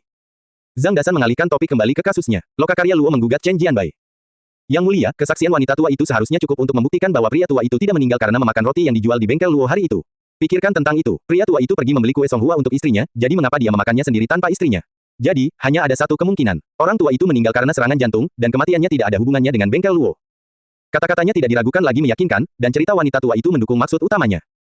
Tetapi laporan otopsi menunjukkan bahwa lelaki tua itu meninggal setelah mengonsumsi bahan pengawet dalam jumlah berlebihan, yang menyebabkan dia meninggal karena penyumbatan kardiovaskular dan cerebrovaskular. Bagaimana hal ini dapat dijelaskan? Hakim ketua bertanya, alisnya berkerut. Zhang Dasan tertawa, menunjuk ke arah Fang Changlei yang duduk di antara penonton, dan berkata, Anda perlu bertanya kepada Fang Changlei, Presiden Fang dari Taste Boots, untuk itu. Ekspresi Fang Changlei sangat gelap, dan otot di sudut mulutnya bergerak-gerak. Dia tidak menyangka Fu Heiyu akan dikeluarkan dari ruang sidang, dan tentu saja dia tidak menyangka akan terlibat dalam kasus ini. Komentar. Dia tidak dapat memahami dari mana datangnya bajingan berwajah bulat besar ini. Bagaimana anak ini bisa mengendalikan arah opini publik di pengadilan sampai-sampai Fu Heiyu terpaksa keluar di tengah persidangan. Zhang Dasan memanggil Fang Changlei dengan cara yang sama seperti yang ditunjukkan oleh seorang pencuri di tengah kerumunan. Semua mata tertuju padanya, namun, pencuri ini cukup intens secara psikologis. Dia tidak panik sedikit pun. Sebaliknya, dia sangat kesal, dan matanya bersinar dengan kekejaman saat dia menatap Zhang Dasan dengan tatapan mematikan. Yang mulia, izinkan saya memanggil saksi lain. Kesaksiannya cukup untuk membuktikan bahwa semua insiden ini ada hubungannya dengan Fang Changlei, kata Zhang Dasan dengan tenang. Hakim ketua mengangguk. Ya boleh. Ledakan. Pintu ruang sidang dibuka dengan paksa. Mengenakan pakaian biasa, Zhang Donghai masuk dengan gelisah, tampak sedikit panik. Setelah membantu Gao Qingfeng keluar dari kursi saksi, dia berjalan mendekat. Saat dia melihat Zhang Donghai, awan kesuraman melintas di mata Fang Changlei, dan kelopak matanya bergerak-gerak beberapa kali. Dia tidak mengira bahwa hantu percaya, yang telah dia kembangkan dengan hati-hati, akan mengkhianatinya. Siapa nama Anda, saksi? Tanya hakim ketua. Yang mulia, nama saya Zhang Donghai. Saya dari Qian, jawab Zhang Donghai jujur. Zhang Dasan menyampaikan kata-kata Xiao Luo dan berteriak dengan nada berwibawa, Zhang Donghai, beritahu kami semua yang kamu tahu. Ya, jawabnya. Zhang Donghai mengangguk malu-malu, lalu memandang dengan agak takut ke arah Fang Changlei, yang duduk di tengah penonton, lalu berkata perlahan, di permukaan, saya adalah kepala pabrik bengkel Luo, tetapi secara rahasia, saya bekerja untuk Fang Changlei dari Taste Boots. Untuk mengalahkan bengkel Luo, Fang Changlei pernah bercerita bahwa dia telah melakukan operasi rahasia untuk menyebarkan berita insiden roti mematikan yang terjadi di bengkel Luo. Dia bertujuan untuk menodai reputasi lokakarya Luo. Selain itu, dia juga mengeluarkan uang untuk menyuap para pekerja di pabrik bengkel Luo agar melakukan pemogokan, sementara saya menambahkan bahan bakar ke dalam api dari pinggir lapangan. Beberapa hari yang lalu, dia memberiku perintah tegas untuk membuat sebuah insiden sementara bengkel Luo sedang bergegas menyelesaikan pesanan untuk festival pertengahan musim gugur. Dia ingin saya memaksa pabrik menghentikan proses produksinya. Begitu ia selesai berbicara, terjadi keributan di tengah penonton, dan komentar netizen membanjiri internet seperti rebung setelah hujan. Ya Tuhan, jadi inilah bos besar yang tersembunyi di balik layar. Fang Changlei dari Taste Boots adalah pembuat onar di balik segalanya. Sungguh hasil yang mengejutkan. Saya sangat terkejut. Uji coba ini banyak sekali naik turunnya. Ini lebih menarik daripada banyak drama TV. Di pengadilan, omong kosong, yang mulia. Dia menjebakku, dia menjebakku. Fang Changlei hampir tidak bisa tenang lagi, dan daging di wajahnya bergetar hebat. Wajahnya aneh dan menakutkan saat dia meraung sambil menunjuk ke arah Zhang Donghai. Bang, bang, bang. Hakim ketua menggedor palu dan berseru, diam, mohon tetap diam. Setelah seluruh ruang sidang kembali sunyi, dia memandang Zhang Donghai dan berkata, Tuan. Saksi, bisakah Anda berjanji kepada pengadilan bahwa Anda tidak mengatakan apapun selain kebenaran di sini hari ini? Zhang Donghai mengangguk dengan tegas dan menjawab, Yang mulia, saya bersumpah bahwa saya tidak berbohong. Untuk amannya, saya bahkan sengaja merekam percakapan saya dengan Fang Changlei. Saat dia mengatakan ini, dia menyerahkan drive USB. Juru sita menyerahkan drive USB tersebut kepada asisten hakim, yang kemudian memberikannya kepada hakim ketua dan hakim lainnya. Setelah memastikan tidak ada yang mencurigakan pada drive tersebut, hakim memerintahkan petugas ruang sidang untuk memutar rekaman yang ada di dalamnya. Ketika suara percakapan Zhang Donghai dan Fang Changlei terdengar di ruang sidang besar, semua orang tampak terkejut. Sementara itu, Fang Changlei mengertakkan gigi, dan tangan di pahanya tidak bisa menahan gemetar sedikit pun. Setelah semua orang selesai mendengarkan rekaman tersebut, Zhang Dasan kembali memanggil saksi penting lainnya, Wang Tihui, yang telah keluar dari rumah sakit. Wang Tihui mengakui bahwa orang asing telah memberinya 20.000 dan memintanya untuk mengadakan pemogokan dan protes untuk para pekerja di bengkel Luo, menguatkan kesaksian Zhang Donghai. Pada saat yang sama, Chen Jianbai yang sangat ketakutan juga mengakui bahwa ia hanya menulis artikel yang mencoreng reputasi lokakarya Luo karena Taste Boots telah menawarkan sejumlah keuntungan sebagai imbalannya. Ia juga menjelaskan bahwa Liu Huilong, yang menulis laporan otopsi, telah disuap oleh Taste Boots dan kini telah meninggalkan negara tersebut. Bukti nyata ini tidak memberikan ruang untuk bantahan. Dari hakim ketua hingga hakim lain dan anggota masyarakat, semua orang yang hadir akhirnya menyadari bahwa semua yang mereka lihat dan dengar di pengadilan adalah akibat konspirasi yang dilakukan oleh Fang Changlei, bos Taste Boots, untuk menargetkan lokakarya Luo. Tujuannya jelas, menghancurkan bengkel Luo. Wajah Fang Changlei pucat, dan keringat dingin muncul di dahi dan tubuhnya. Sementara pandangan semua orang masih tertuju padanya, dia duduk tak bergerak di galeri penonton. Bukannya dia tidak ingin bergerak, tapi kakinya tidak lagi bisa dia kendalikan. Seolah-olah seluruh energi telah meninggalkan tubuhnya dalam sekejap. Dia kalah, hilang sepenuhnya. Persidangan tersebut bukan merupakan pendahuluan dari lokakarya Luo, melainkan melawan dia dan Taste Boots. Namun bagaimana hal ini bisa terjadi? Dia mengalami kesulitan untuk kembali sadar. Apakah dia tidak menganggap serius Xiao Luo dari lokakarya Luo? Atau, dalam keputusasaannya untuk menghancurkan bengkel Luo, apakah dia meninggalkan terlalu banyak bukti? Di kursi penggugat, Li Zimeng menatap Zhang Dasan dengan bingung. Dia menyadari bahwa Zhang Dasan sangat karismatik hari ini. Selain makian dan makian sebelumnya, ketika dia berbicara, entah bagaimana, dia bisa merasakan jejak Xiao Luo di dalam dirinya. Lebih dari sekali, ketika Zhang Dasan berbicara dengan begitu fasih di depan pengadilan, dia salah mengira dia sebagai Xiao Luo. Kembali ke kafe, Xiao Luo menghela napas dalam-dalam. Dia menutup situs web yang menyiarkan langsung persidangan publik lalu melepas earphone-nya. Baginya, ini merupakan pertarungan yang relatif sulit, namun hasil kemenangan telah membuatnya sangat puas. Dia mengangkat cangkir yang ada di atas meja, ingin meminum kopi di dalamnya. Namun dia menyadari bahwa kopinya sudah menjadi dingin, jadi dia menjentikkan jarinya dan meminta pelayan untuk membawakannya lagi. Baru saat itulah dia menyadari Gu Qianlin duduk di seberangnya. Wanita itu tidak pergi selama ini dan menatapnya tajam dengan tatapan aneh. Siapa kamu sebenarnya? Seolah-olah dia sedang menilai seorang tahanan dari atas ke bawah, tatapan Gu Qianlin beralih ke setiap karakteristik Xiao Luo. Xiao Luo mengejutkannya hampir setiap kali mereka bertemu. Dia sangat pandai bertarung, bahkan Red Scorpion, sang tentara bayaran, telah mati di tangannya. Dan sekarang, dia memenangkan gugatan dengan mengendalikannya dari jauh. Pria misterius itu membuatnya gemetar dari lubuk hatinya. Dia berpikir, apakah dia manusia? Tentunya dia lebih seperti alien. Namaku Xiao Luo, saya berasal dari Xisheng. Anda mungkin sudah membaca data saya berkali-kali hingga halaman dokumennya sudah usang, petugas Gu, jawab Xiao Luo dengan tenang.